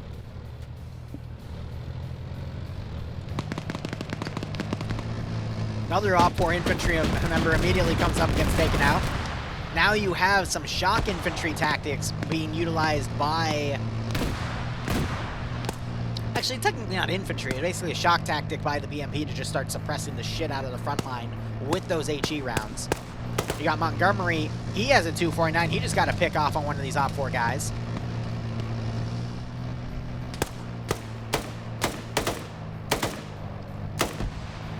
I think he just got another pick off. Now he's going for Toxic. And he also got Toxic. So he just got 3 kills right there. And that's the entire Op 4 infantry line dead, except for this sniper out here. And the BMP's just pulling away. Beautiful work by Blue 4 there to take out that Op 4 squad. And it looks like Adriano's coming up. I don't think that death's going to be counted against him, but he does still have those 8 kills credited because he crashed out. So we'll see if he can get close to his 20 kills.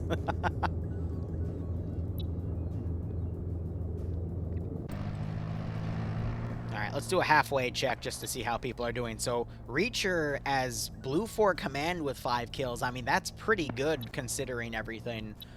Looking at the rest of the names here, we see a lot of people on 0 kills, some on some deaths. Montgomery on 4 kills there. Quite a few people on 2 deaths as well, like these two.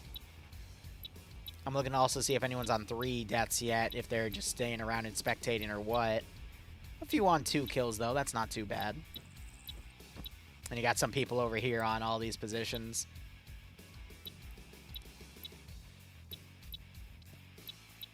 But we're noticing at least a lot of Blue 4 at least have 1 death right now. Cow on those 3 kills. That was pretty incredible to watch. Fawn's on 6 with 1 death. That's part of the vehicle crews. We have Kieran here in Hotel. So this was the AH-1Z with those HE rounds. We didn't see this, but they were credited with the helicopter kill. That MI-8 that we saw flying around could have had a bunch of people in it, and he got a multi-kill from killing them all. So that's pretty good. Otherwise, Op 4 Command's been very defensive. We still have, wow, a lot of these guys are on their final life as well. Look at Martin, though. 2 kills, no deaths. That's good. Nemesis on 4 and 1. Cullis on 2. Cats on 5. Tackleberry on no deaths and no kills yet. So, I mean, that's pretty good to also be in. Purton 2 and 2. Dream on 3 and 1. We can always bully him about that later. Some guys still on 1 and no. I mean... And looks like Minham just got knocked out, but he is awake again. And Op 4, they deployed another infantry group up here, but look at that. 2 people dead, a 3rd knocked out, the 4th killed. This group is holding really, really well. And they just sniped the tank. No. Okay, this was the tank that was previously here. Okay, my bad. I was about to say, wait a minute. No, that tank's been there for a hot second. But yeah, so Blue 4's making a frontline position here. They could very well clear through what Op 4 has, because Op 4 have sent a lot of manpower up to this position and gotten taken out. So a good bounce back. Adriano 8-0. He's definitely the kill leader right now. Stadi on 2 deaths. Nakamata on 1 as a tank crew. Not the best position to be in. Only Bone on 4. Bibo on 1. Yanni, please, only on a death. Timo and Fi, I believe, are the KA-52 crew. Not recorded with any deaths or kills right now, but they still have a lot more room to go. And then Puma just chilling in the back.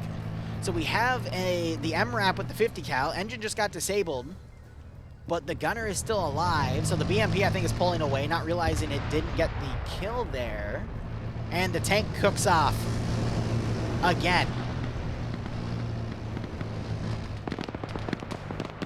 But we do see other bodies here of people that were taken out, so some flankers definitely engaging them. BMP could have also fired. We see some long-range shooting from the tank up on Duidson's position. And we have a few more OpCore trying to move around on the side. Snipers now harassing some of the forces here. Harrington realizing he's taking some shots. Oh, those are HIAP rounds with that little fire effect right there. But I think he's actually low enough to not get shot by that sniper. And France is now returning fire up on that hill. And that tank is fully cooking off. It's been destroyed. BMP is pushing. We need to see Blue 4 open up with some AT here. Otherwise, that BMP is going to absolutely annihilate the infantry. Peasant has an AT4 ready. AT4 on the front of the BMP to disable the engine, or hitting the turret will sufficiently disable that BMP. We also have Marshall coming up. He is an oh my god, a Stinger gunner. So he's not going to be able to do much. However, we do have the Blue 4 tank up there. That Abrams on the hilltop trying to find an angle, but the BMP pushes in to not get hit by that tank.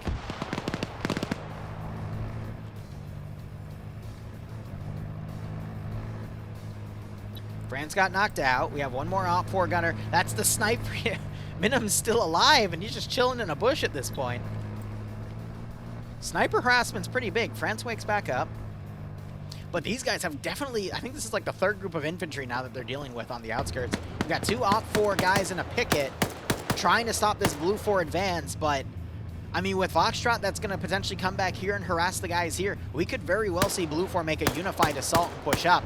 The one difference we might see, though, is whether or not Blue 4 can push up to the objective in time, and whether or not, well, okay, Blue 4 can, you know, capitalize on this, but if Op4 can bring up a lot of reinforcements to kind of help everything. They do have a dedicated KA-60, though, so they might continue to bring units up. Puma running on foot. We got some Foxtrot members flanking. The tank? No, it's Reacher back here coordinating everything. The tank's even further back, and we do have another warrior coming in as well.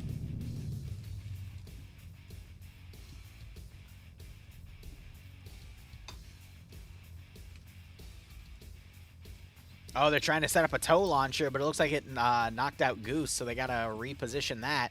They might try to use it on the BMP. I know the tank's back here. I think the BMP got sniped or disabled. I don't see any smoke coming out. That's the tank. That's the MRAP. BMP pulled over here. We see Minim knocked out again. Foxtrot trying to shoot at some people. I think they're trying to hit command there. We do see that he's been hit a few times. Where did that BMP go?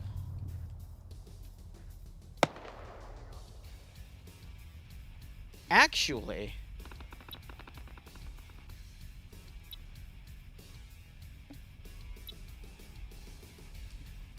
no, okay, they panic drove all the way back to the sector. These are the same people. They drove fast. No, they booked it back. We didn't even notice. I say we explode some pagers for the walls. We just heard a tank round come in.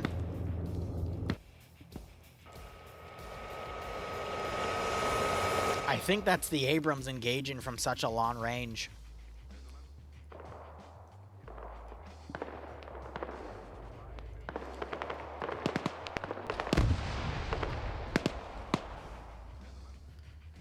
those short-range radios, good God. And we are about halfway through the event.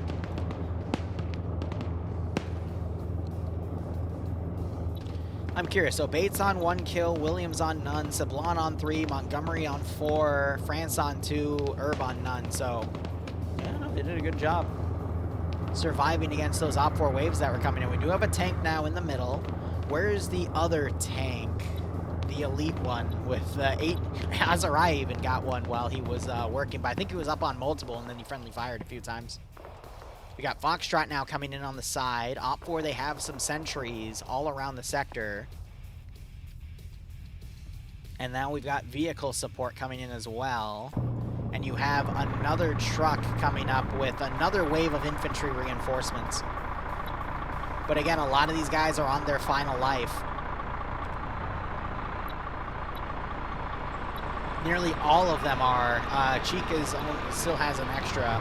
We can see that 2 right there. This is a 3-life op. All of them but Cheek are on their final life. Which means Seijo, if he gets some kills here, that's game over for some of these guys. And he just got spotted. He got panic shot at. He's like, guys, we just walked by it, dude. Yep. That happened. I can't tell if the warrior started spraying this down, but the warrior immediately turns around to help. It's always funny when you're hiding and then you look over and you see one guy staring at you and you're just like, hi? What are you doing here?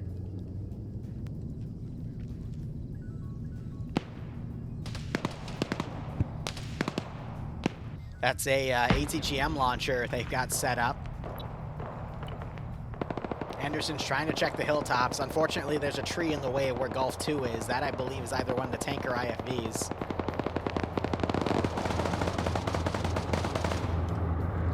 So, Stoddy is trying to engage the hilltop. Looks like he did get a knockout, believe it or not. And that was a flechette round that just came in. You saw all the shrapnel that immediately landed. And looks like this Abrams just got a really nice long-range hit on some of the infantry back here. That was Scandi Recon trying to push up. Cat's now going to be at 7 and 2. He wakes back up and is quickly trying to dodge that 240. Oh, he's now out of position there and he realizes it. Autocannon now firing at him as well. Katz is in trouble.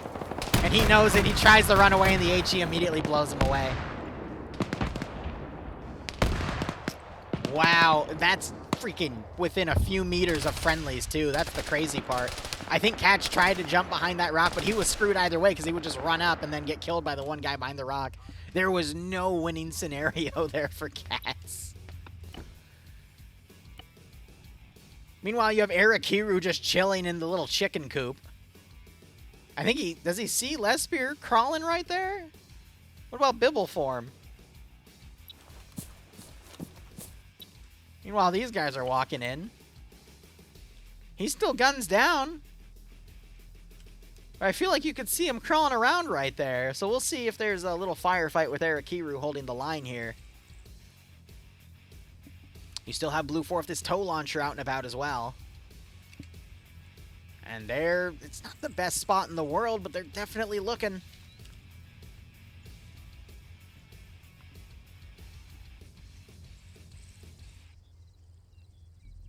We do see the other two, though. All the sentries are turning, so I think Arakiru did let them know there was something coming their way.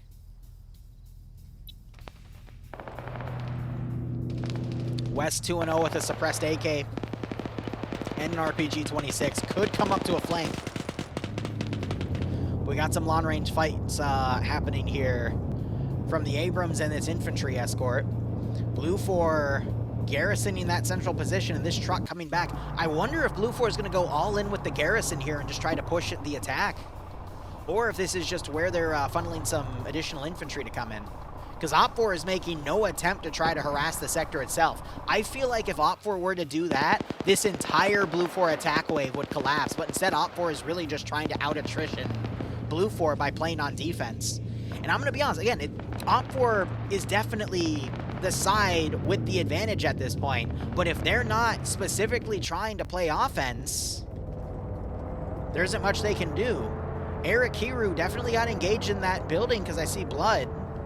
We see a Blue 4 knockout. Some sort of miscommunication. No, Liru. I think there might have been a fuel truck in the barn or somewhere on the side. He got in there and ran. I got the KA-60 dodging a tank shell.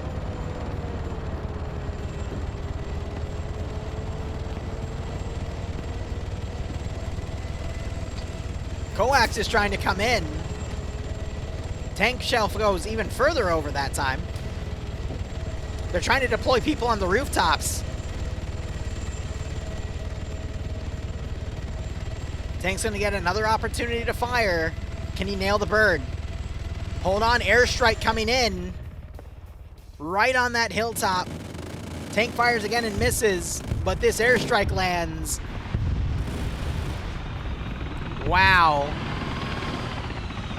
Attack a bird, get harassed by a bird. Take some small arms fire. Though that airstrike was unfortunately minimally effective. No kills. I don't even see any knockouts. We see some IFV rounds now coming into the autocannon, engaging probably from a BMP-2. Tank was also firing down. But you see that tank also engaging. You got Audrey Hotto and Azariah now trying to come up the flank. Those tank rounds, I do see a knockout. We see more impact craters here. There's the knockout, and that is Blue 4 Command going down again. Looks like most people, that's a +3, so everyone pretty much loaded in that tank to run. Hide in the armor, man. It helps you out. But I'm wondering if we're going to see some flanking capability from Op4's tank. I'm going to call it the elite one, because that's a 9-kill tank with, I think, only 1 death, yeah. And that tank's been alive for the entire round. It's taken a beating, but it's all reliable at this point. All right, Blue 4, they took some people from the garrison. They're trying to commit everyone to this assault to try to break Op4. They're hoping that Foxtrot can do a flank, but Op4's already found it and is trying to answer it with their own forces here. Some of these Blue 4 guys, I think these are only with 1 death versus Op4 guys. Most of them have, okay, no, a good chunk of them have also died once. So that is going to potentially evenly trade out. Op4 coming in potentially for another strike. Tank is definitely trying to look for that other tank to engage. But it pulled back because of set airstrikes.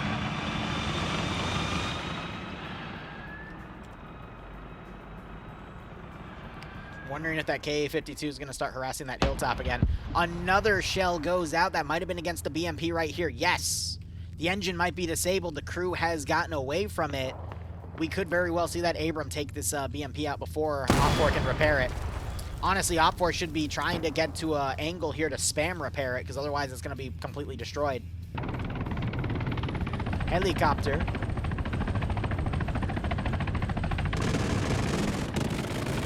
Trying to engage this one infantryman, that's Pupper. She flies overhead. Tank crew turns out to try to wonder what's going on there. AA fires. Looks like it was a miss, but we do have the tank pushing right here.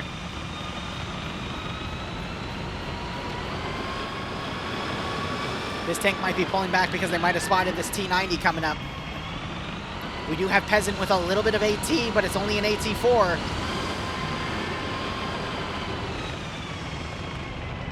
They have it prepped.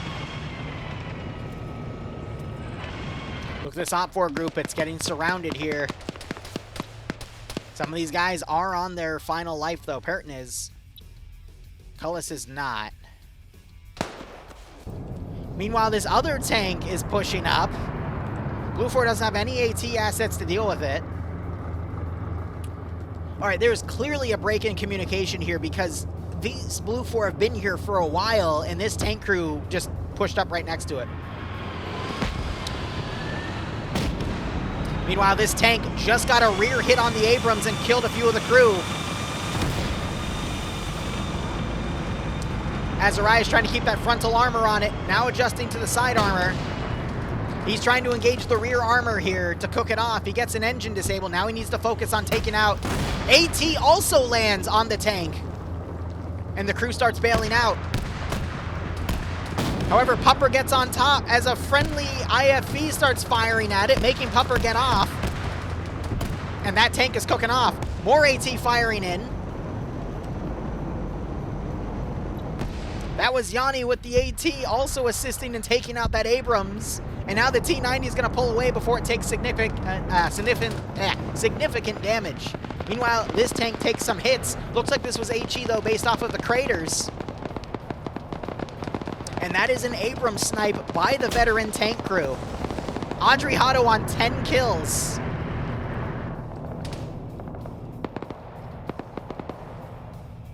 We have a vehicle disabled back here. That was the gas that these chuckleheads took to get back here. T-90 takes another hit, but again, it's got its front armor in the direction of where those shots are coming in. They get another kill. So by utilizing the frontal armor, that is stopping rounds from coming in. Audrey Hotto on 12 kills. He is 11 away from his record. 50 minutes remaining. Can he do it? And you've got the machine gun firing on the other side of the hill to keep the infantry boxed in next to the veteran tank. I just heard an airstrike go out. That was, wow, KA-52 just intercepted and took out a UH-1.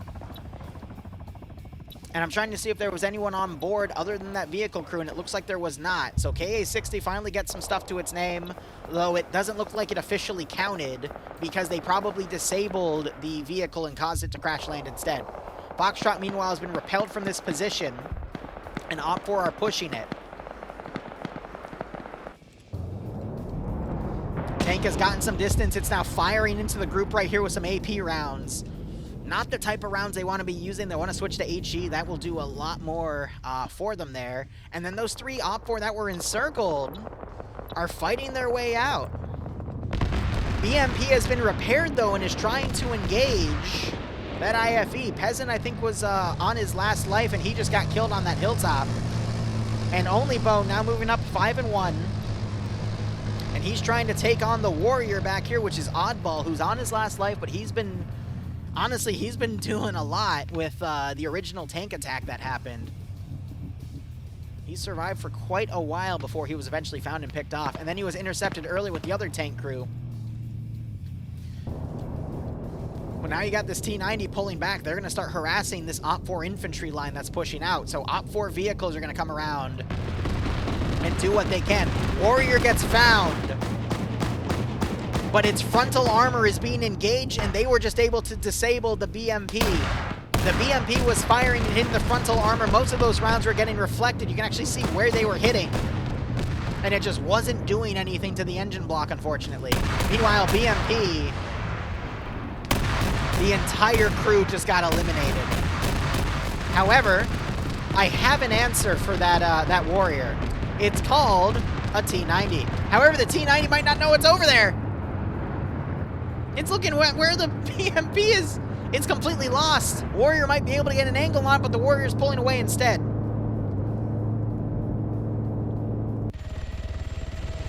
KA-60 has dropped off that sniper that was taken out. He's now back.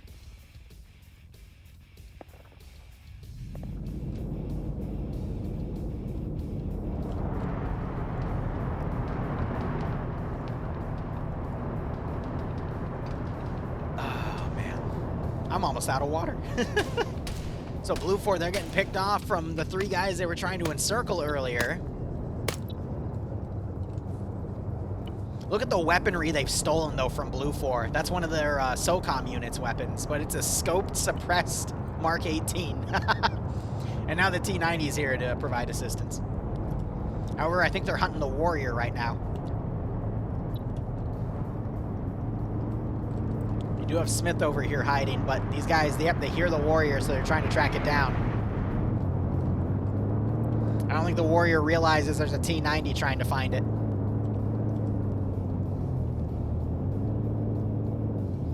So Blue 4, I think they got reinforced with a few guys here. That might have been the UH-60 deploying reinforcements. They're trying to find another angle, but Op 4 is in a good position to stop them. This is going to go down to, I want to say, the last 15 to 20 minutes. Whoever has more people to rush in on either side. That's a nice Op 4 joke there. But they're going to be the ones to kind of get forward with everything. I'm also watching Adriano because I want to see if he can beat his record.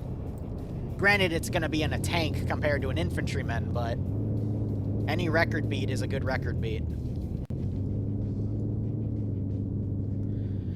I'm really surprised Op 4 is also not trying to commit a squad to just harass and take the sector and potentially rush things out. But at the same time, I think Depso's really just going for kills. Blue 4, meanwhile, has been doing a really great job of trying to get their unified force to push in, but it just hasn't been enough.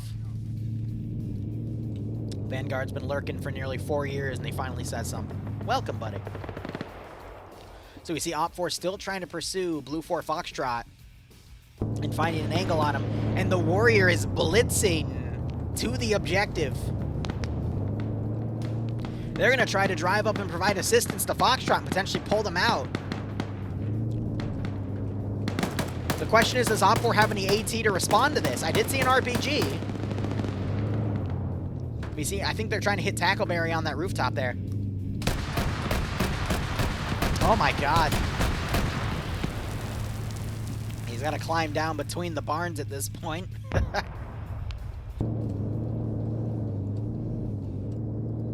Yeah, Cool Breeze is an AA gunner. No AT on this guy.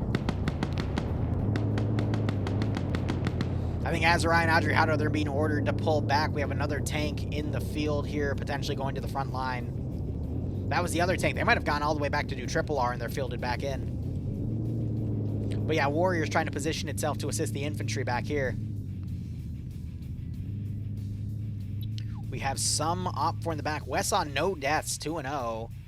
Minim on 1-2. Williams on 0-1. Sablon on 4-1, excuse me. He's looking around. We have another lull as I think both sides are trying to reinforce with whatever they have, because now we're running into, you know, some people have definitely lost all 3 of their lives at this point. So it looks like Blue 4 is going to start fielding their APCs with IFV autocannons. Op 4, meanwhile, also looks like they might consider doing that because they're out of the heavier assets. The Warriors now completely pulling away and leaving the infantry in the dust. I thought they were going to go and try to rescue them, but that appears to not be the case. Meanwhile, Blue 4 pulling out of this position. They're going to end up on top of this small Op 4 position over here. Maybe the guys up here reported that they saw a few guys over here and they're trying to now take them out, but they are quickly taken out themselves. But now we have this entire squad out here with company going up for spec ops hunting. And West doesn't realize it yet. Montgomery's going to walk right on top of him. Wait. He was looting his body. Montgomery's now going to find him. And they trade. West, though, his battle buddy's down, so unlikely he's going to wake back up, but damn.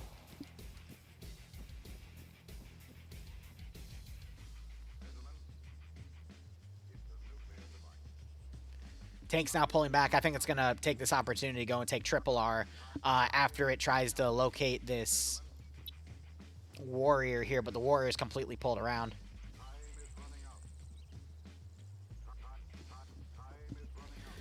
I mean, if we look at the amount of symbolism on the field, definitely more Op 4 markers to Blue 4 markers. But we do see a pair of LAV-25s now coming out in the field. West wakes back up. No one double tapped. He might get away with this.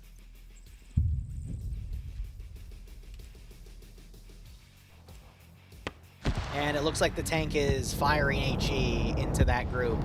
Adriano on 13 now.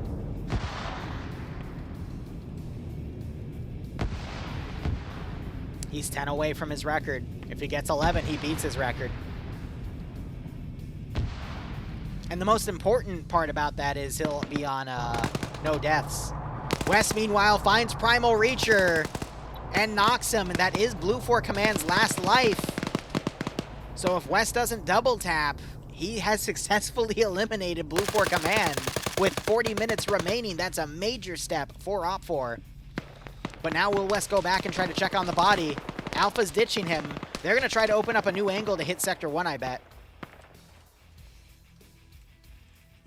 West is going to bandage. Can Primal Reacher wake up? Caster cursed. Or blessed. However you want to position that. So Dream and Yanni have moved north. Ash is, I think, the only one alive. Cullis, I think, got... No, Cullis is still alive. He's still on 0 deaths. So he redeployed with, I think, Katz, who's on his final life as well. All right, can West take out Blue 4 Command? Oh my fucking god. West on... He's on 7-0, mind you. And he's out. So Wes, I think, has just done the most important thing for the final part of this game. By taking out Op4 Command, now it's going to be up to Rose to do stuff. Though, I'm going to be honest, Rose has definitely stayed back for most of the AO and is also taking a command role. So I'm going to actually walk that back a bit. I think Rose has also been doing some command stuff here. So what Wes did was a little less effective. Still important to take out the enemy commanders, don't get me wrong, but there is still someone in place to organize and do stuff. But I want to see if Alpha tries to open up a flank on something. What I am thinking, though, is what I've previously said. Op4 is just doing attrition, and then the last, like, 20 to 30 minutes, I think they're just going to bum rush Sector 4. Again, just purely going for attrition fighting at this rate.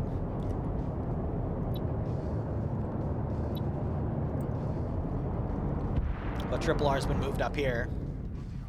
We're seeing some explosive charges being thrown into where Blue 4 previously was. Just to kill off anyone that might still be hiding here. Yeah, Alpha, I think, is going to try a rear deployment. And then we have the Warrior coming back around, but Yanni did have the AT. He should hear it coming. Does he have the ammo to potentially engage it, though? He's pulling it out. I see a rocket in the back.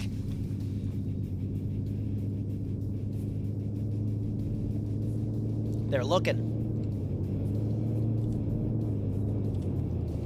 Warrior's going to come up and potentially assist this infantry element moving up, so they could, if they hit it in the front, very well disable this vehicle.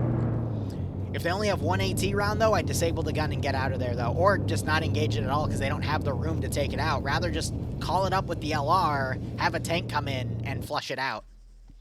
Oh, this is really... There's also a tow launcher up here. They're going to take it. They immediately hit the front of it and disable it. Now the question is, can they run up and grab the tow launcher? They're going to follow it with the double tap HE round. That kills... No, Oddball pulled back even farther. He didn't want to risk getting blown up with it. They're getting engaged now. They need to call up for a vehicle to come up and assist them, though.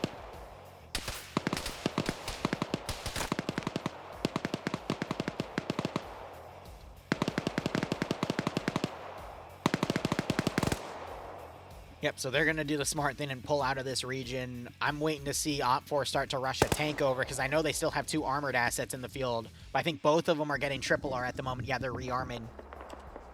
What about Air? Air is also rearming, so they don't have any assets at the moment that can assist them. That really sucks. I'm wondering if this 80 Alpha might potentially intercept the Blue 4 Alpha group here, but they're dismounting in the middle of a forest, so I doubt they'll be found. Ash on 2 kills, no deaths. He's definitely looking around, trying to find more people to pick off. But a great work there disabling the asset and pulling away. But once again, we have a little bit of a lull as we see these guys adjusting.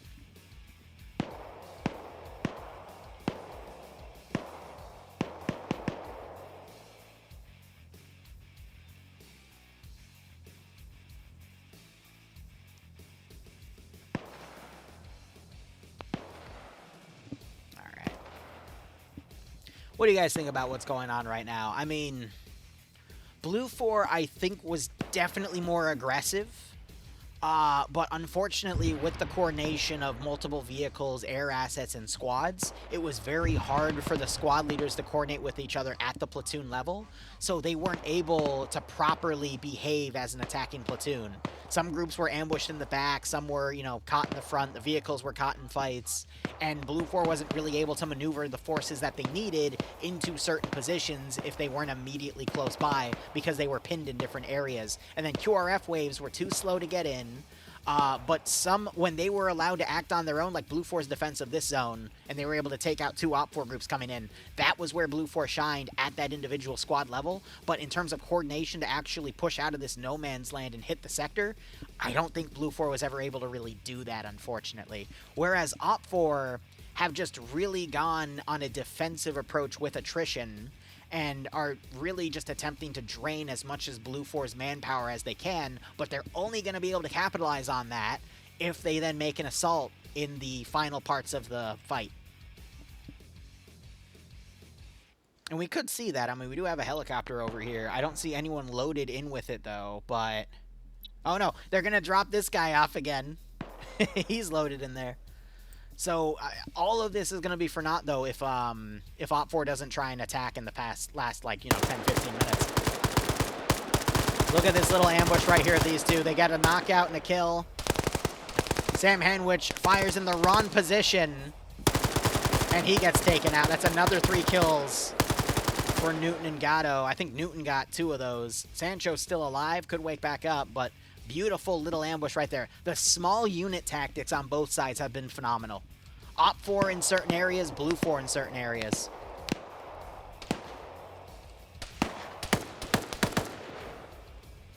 And I think that's tied to both sides and their platoons as well. Op 4, since they've been playing very defensive, they kept their units closer together. Wow!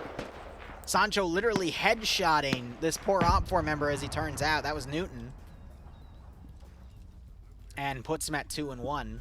Tank round just fired. I don't know if that was that might have been Audrey Hotto accidentally hitting the tree right there as he tried to engage this hillside, but... I think we just heard AT fire. At least I thought I did.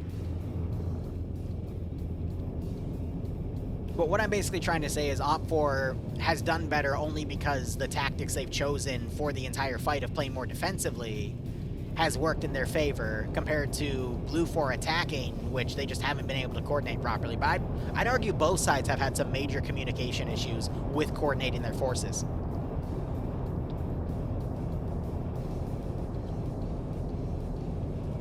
And I agree. I think Blue 4's greatest flaw was dividing into 2 attack waves.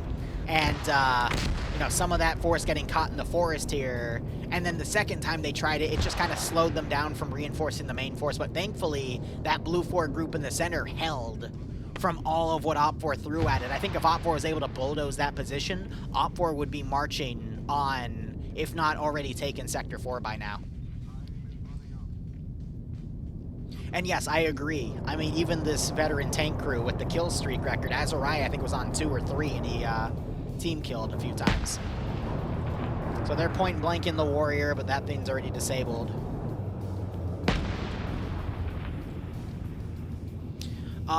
Charlotte, I've got something to do right after this stream ends. It'll probably last me 2 to 3 hours. After that, I'll let you know, but it won't be immediately after the stream. I got something to do immediately after.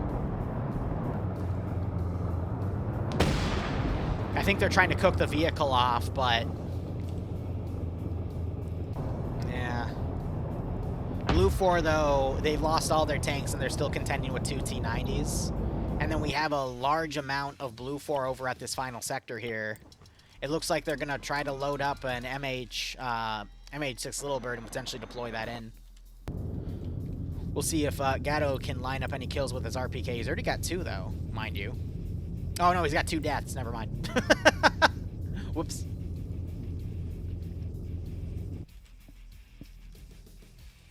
I think Blue 4's only way to win, though, we got a lot of Op 4 that are out of the zone right now, and it takes 10 minutes to take a sector.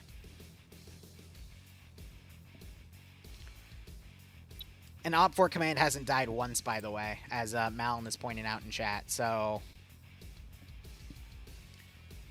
I don't know. This can go either way, but I guess the new question is, what is Op4 going to command these tanks to do? Are they going to start attacking the sector? And I think Blue 4 knows that their offensive capability is moot at this point. I'm just wondering if they're going to now try to play defense, which it's tough to make that call right now because Op4 with, you know, the asset advantage, 2 tanks with HE shells can pretty much bulldoze this AO.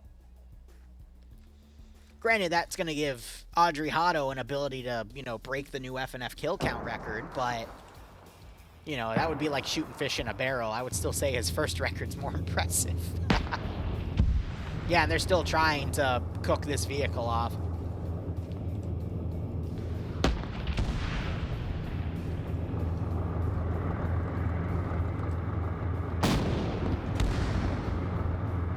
Ooh, look at this. They got a gas forward. It's immediately going to take fire from those LAVs. This is Nemesis's last life. He's screwed. And there he goes. Daedal is also on his last life, and he is screwed. Oh, that sucks. Well, we'll probably see Nemesis jump into the channel.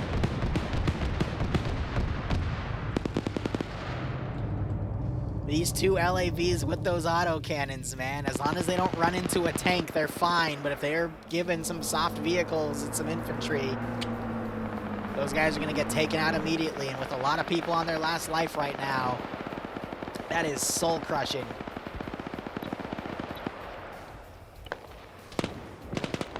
We got an SVT team out here. More autocannon rounds coming in there. I think they're trying to cook the vehicle off at that point.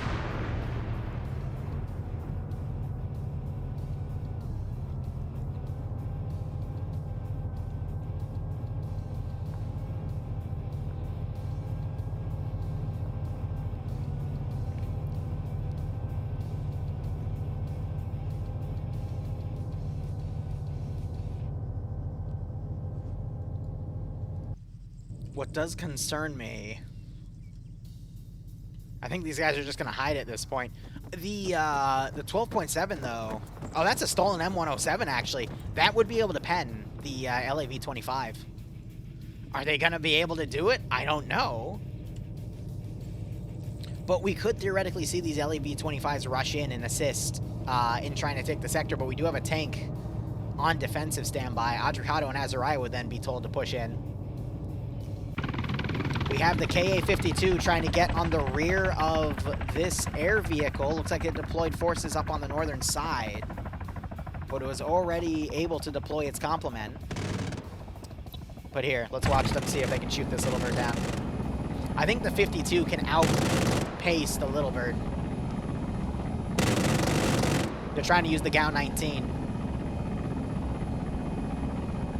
And it is closing. Oh, they're trying to do a cut. Little Bird definitely trying to use its maneuverability. It goes super low. KA-52 trying to stay ahead, but the Little Bird's going to get a little bit of an opportunity to break away.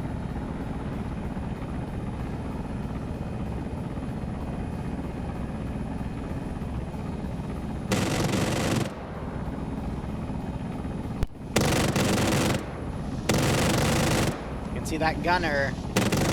He's trying to line up the crosshairs to hit him.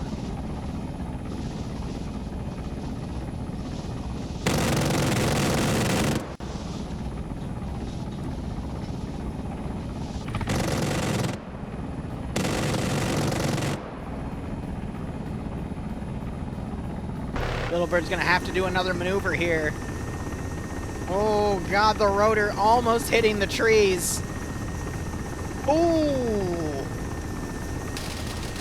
Evasive little bastard, isn't he? Oh, that's a nasty hit.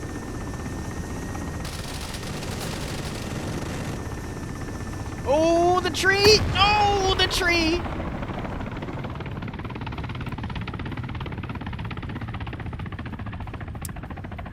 And that might have been their final life, because they're not on the roster anymore. The trees win again.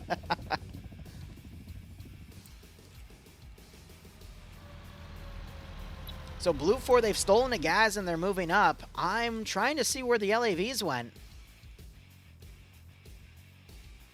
Did the vehicle crews dismount the LAVs?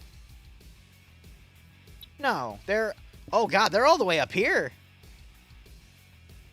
I wonder if they went up and picked some people up. We do have a BTR-80 Alpha out here.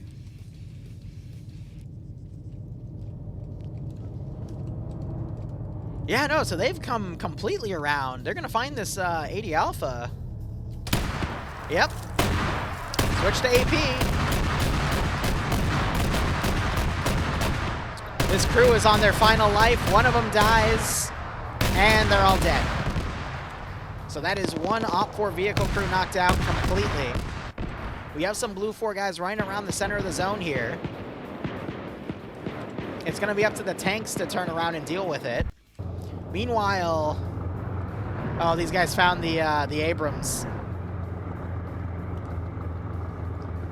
Blue 4's left the entirety of the sector. They're committing everything to trying to take the sector. Very risky, but I'm going to be honest, that is the smartest call they can make, because Op4 has made no attempt to take the zone. All right, vehicle cooks off. LAV's marauding on the side is going to potentially pull the Op4 armor to go and deal with them. And if Blue 4 can rally everyone at the end, they could potentially push this sector and actually beat out Op4 here. We do see Op4 starting to send forces out to go take the final zone here, but will it be enough? Blue 4 need to have a number advantage in this sector. They have 2 knockouts on the rooftop. Blue 4 might be able to start the countdown on the sector and force Op4 to turn around and have to deal with this. Herb gets spotted. He gets taken out and killed. Still has a life remaining, though. Bates now trying to get the shot on Pronix here. These are players, though, that have been here almost the entire time, so they're going to definitely have multiple lives. We need to see the gas potentially run in and get in the zone here, because now Op4 is going to try to pull everything back. Both of those Blue 4 infiltrators get killed off. Op4 might be able to hold this, but now we got the gas pushing in. Oh, my voice is starting to go out. Uh-oh. Hello.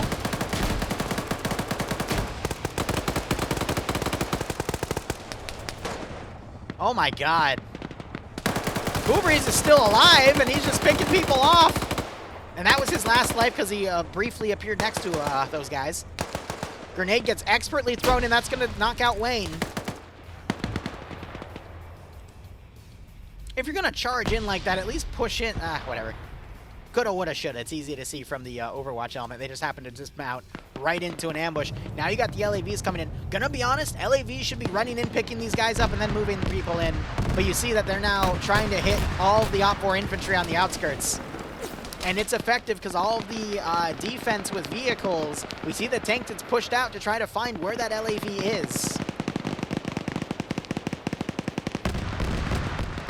And they're just sniping all the Op4 infantry on the outskirts, allowing for Blue 4 to move their forces in. The question is, can these guys start taking the sector before Op4 takes this sector? It's a race between can they get a number advantage in this zone versus can Op4 get people in Sector 4 itself to start the timer. Now we see the tank and the stolen Abrams rushing back into the zone. I think Op4 might be able to do this because Blue 4 is still too far from the sector, and Op4 is within a few hundred meters of actually getting into the zone. And once these tanks get in, it's going to be over. Other tank now pushing around. But I'm going to be honest, I think Blue 4 played everything correctly, and I think Op4 just had a really great strategy. It just came down to the PvP, and I think Op4 just did better. Not in every instance, though. I would say it was a 6 out of 10 versus 4 out of 10, or a 7 out of 10 versus 3 out of 10. Op4 just did slightly better in more scenarios, and with that air superiority, they've been able to stop Blue 4 from doing quick reinforcing, but it really hasn't... It's only going to really matter for these last 20 minutes, because now Blue 4 are spawning back here, but they don't have any way to get back in. But Blue 4 is going all eggs in one basket in this final attack anyway, so those reinforcements don't really matter. Because if Blue 4 doesn't make this fight, they lose anyway. I love how the autocannons are shooting up there, but now we have the tanks pushing in. The LAVs are really going to have to use their maneuverability here to get away from those tanks. And they might actually get away with it.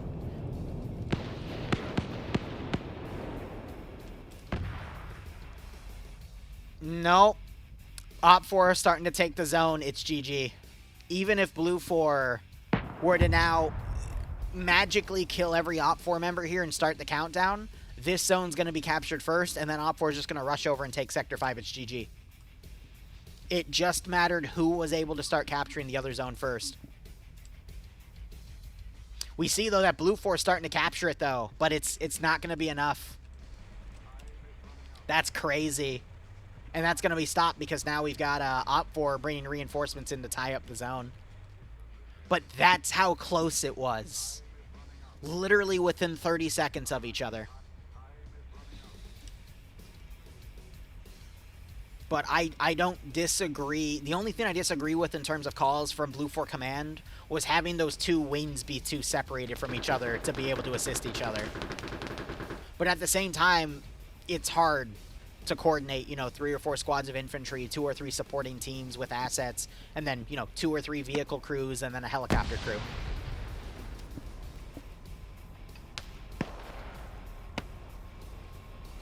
So I think Primal on Blue 4 with Ember did a great job. I think Depso did a great job. This was a really great PvP round, but it's GG. Now we have a Blue 4 airstrike, excuse me, an Op 4 airstrike coming in, and it's potentially doing a bit more damage here to friendlies than enemy.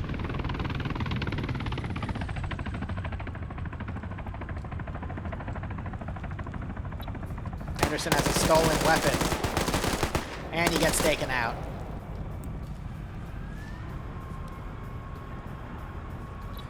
Also, I don't think Adriano is going to beat his kill record. He's probably going to stay on 13. Might find a few more pickoffs here, but compared to Op 4 Infantry coming in and cleaning things up,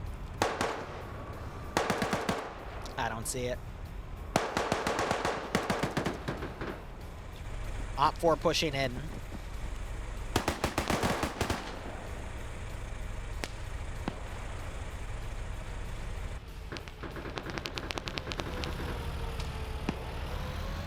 So another Blue 4 reinforcing group's coming in, ironically, in the same spot as the other group. Just Op 4 isn't here to wipe them immediately. We're waiting to see Patriot come out.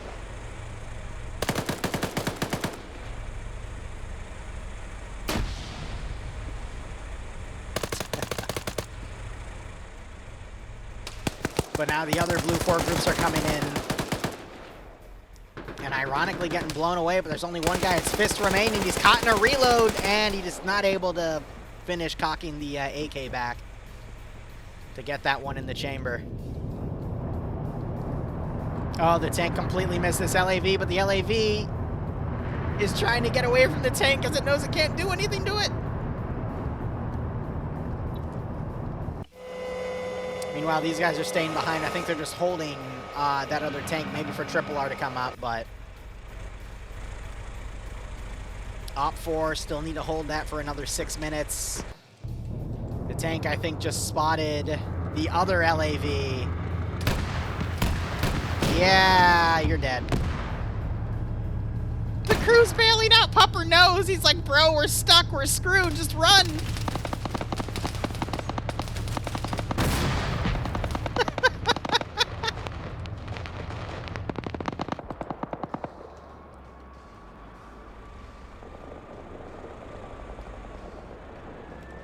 And then just looking at the other AO, I mean, you just got Op 4 holding the other zone. They're about almost halfway through capping it. It's a 10-minute capture time.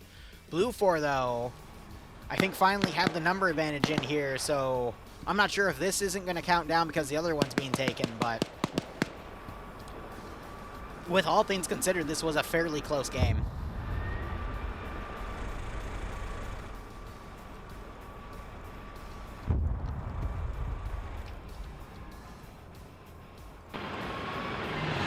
The got the Abrams now coming in. How many bodies are left in here? 10 people and then an 11th on the outside. So theoretically, Adriano could beat his kill record, but we still have up 4 running in. Oddball, I think, was target fixated. Eric Hiru was able to hop the wall right in front of him. Wow. I'm surprised he survived. Abrams coming in. An explosive charge was thrown into here. Okay, so we do see how this sector is being taken, but it will get locked out when Sector 4 gets taken. Game ends in 15 minutes.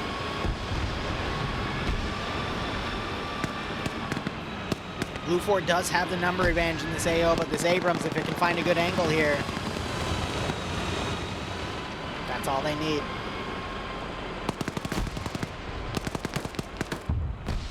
We see Blue 4 is desperately trying to push vehicles over to Sector 4. They have 4 minutes for the closest vehicle. It might be able to rush in. These two aren't going to make it, though. We'll check back in 2 minutes on that side.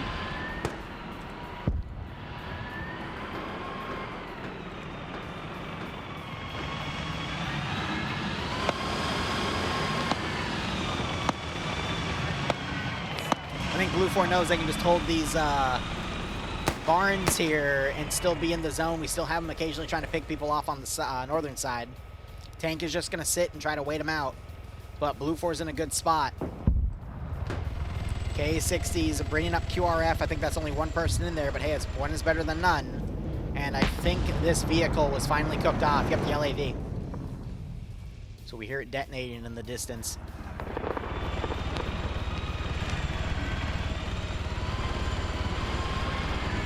I think he's going to land him on the rooftop. That's a thing. Alien's been doing a great job landing people on rooftops to deploy them. Tackleberry jumps out. And we have touchdown. M249 trying to engage Alien, but just can't seem to get a good angle on him.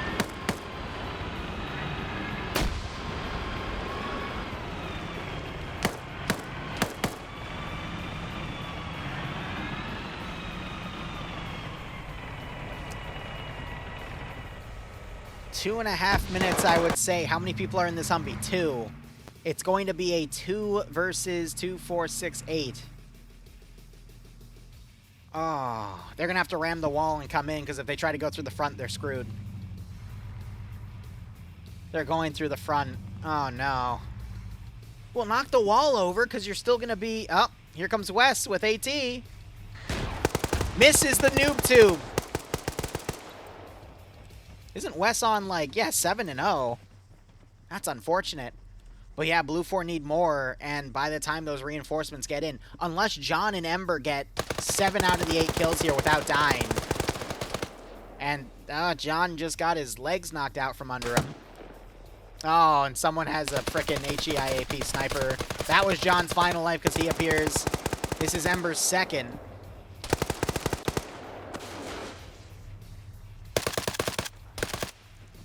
Can Ember channel her inner Audrey Hotto and wipe out every single player here in about a minute and somehow tie up or potentially even win the match? Blue 4's timer got reset. Grenade getting thrown overhead. That's nice. And that's his 3rd life.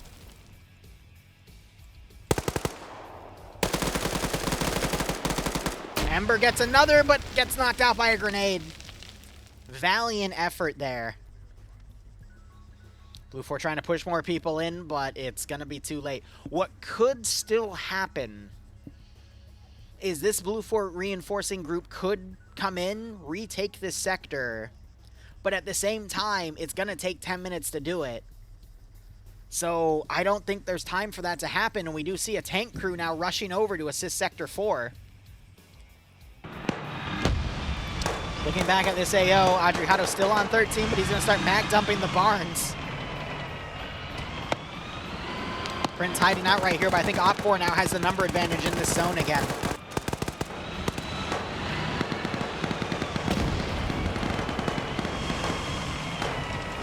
They're firing HE, which isn't going to penetrate into the barn complex, though. And there's Sector 4 officially taken, and there was someone right in front that just murdered the first guy in there. Second guy gets out. Point blank mag dumps Puma and takes his third life.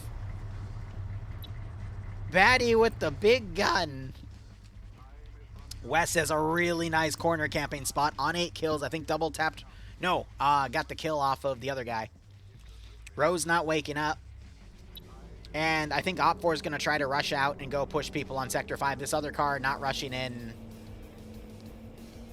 There's no point fighting to hold that sector because Op4's already won if they take and hold that sector. Oh, no, it looks like it can't be retaken. Oh. I thought this would be sequential, so then this would turn, so interesting. That means I think Blue 4 could have still won by taking that, or tied it by taking that sector then. Interesting, interesting. I thought it would push back and forth. I was wrong. But even then, Blue 4 lost the number advantage here. And with 10 minutes to go, it's pretty much GG. Though it's only Wes versus Batty now. Batty's going to be caught medicing. Wes goes guns up. Pre-fires the corner. Takes Batty's last life. That is 9 kills for Wes. KA-52 flying overhead.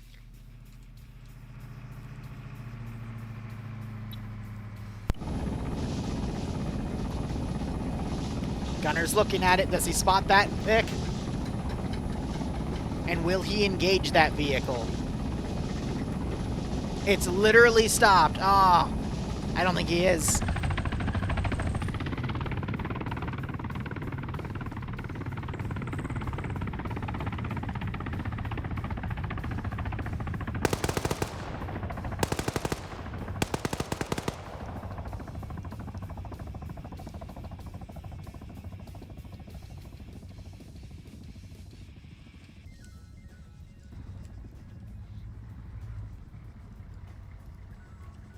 Wow.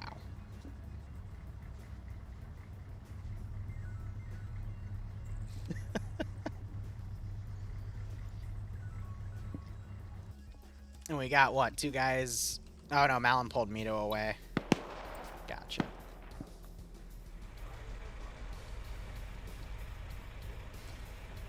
And we only have Smith left.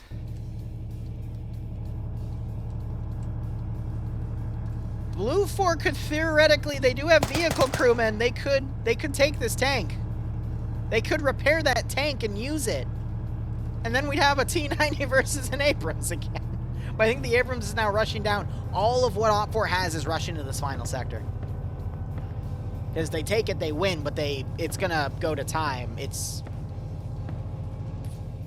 Blue 4 could still potentially tie it. If these 4 kill everybody. No, they can't, though, because it's been past 10 minutes. It's GG. Unless the admins allow for sudden death or something, but... I think that's it.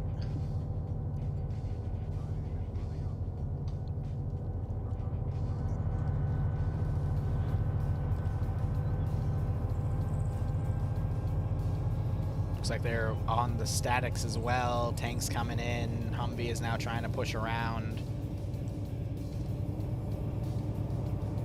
LAV is going to push right in. Does Op4 have any AT to answer it? No, but Tackleberry's right on top. He gets 1 kill. Pupper fighting for his life as a vehicle crew member. Tackle's trying to find an angle. Gets the headshot. Vehicle trying to push in, but if it pushes that vehicle, it could arm itself. And I think they just got a kill on somebody right there. Yeah, there's his body. They're trying to throw explosive charges on it.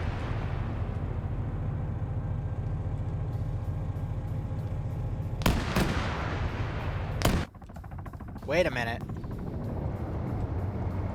Bibble, no! Bibble! I don't think you're supposed to vehicle ram in this point, but I mean, with 6 minutes remaining, I get it. But at the same time, that's a no-no. Malin, if you can hear me, Stoddy and Nekomata need their tank repair because Bibble just tried to ram into the rear of it with a Humvee and died.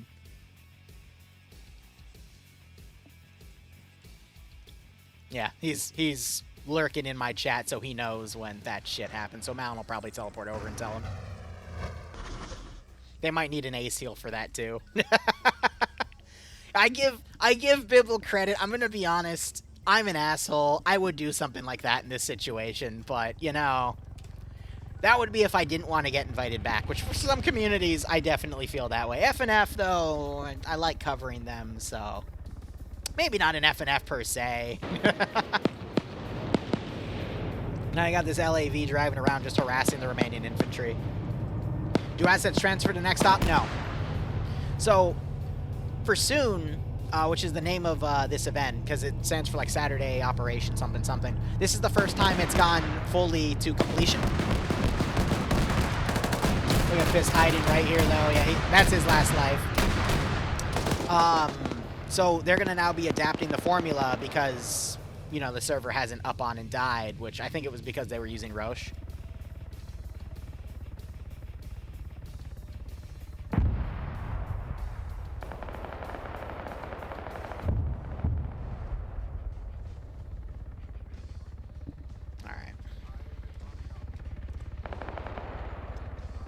So Charlotte, if you're still here, the reason I'm not going to immediately go into DayZ is I've got some people coming over to do some cider and mead tasting. Some buddies of mine. And a guy from stream that I've never met before, which Bloodwind was a little mad about, but... we're going to be trying 2 meads and 4 ciders that I've made over the past 2 years, and I'm going to get some good feedback. Because maybe one of the things I might want to do is make a small-time side gig or whatever. But after that, then we can potentially do some DayZ before Stillwater Security tonight. Which, you know, maybe it'll only last 30 minutes and I'll get annihilated. We'll see. But yeah, this LAV is just driving around and murdering everyone. I saw him on 7 and 2. And I assure you most of those were probably from... everything else around here. We got helicopters now, I think, doing strikes. Just mag dumping the shit out of this poor AO.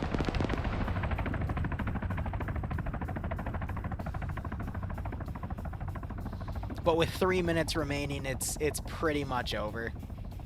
It's going to be an Op4 victory, but I'm going to be honest, this was very, very close.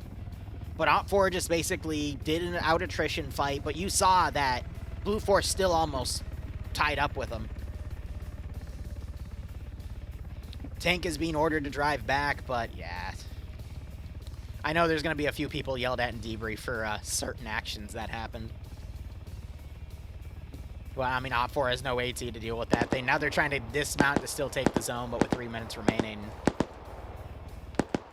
that's going to be it. I will be back in 1 moment. Wait, I will be trying to do some DayZ after the taste. It'll just take 2 hours, give or take.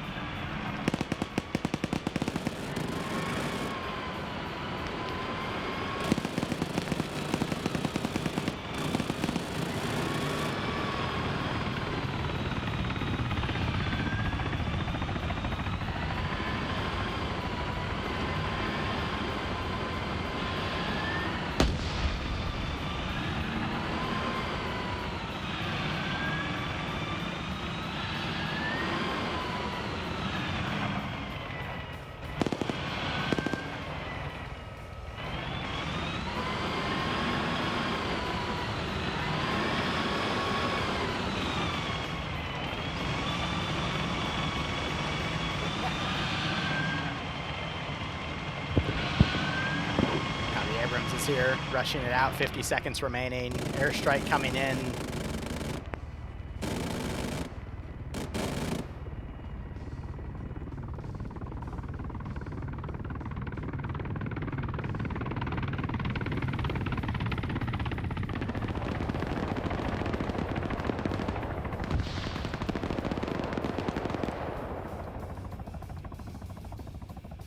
Yeah, friendly tank, I think, was ordered to come back to deal with that LAV. It looks like the crew turned out. They're now taken out because their vehicle's flaming off. Probably, Yanni came in with AT and disabled it. All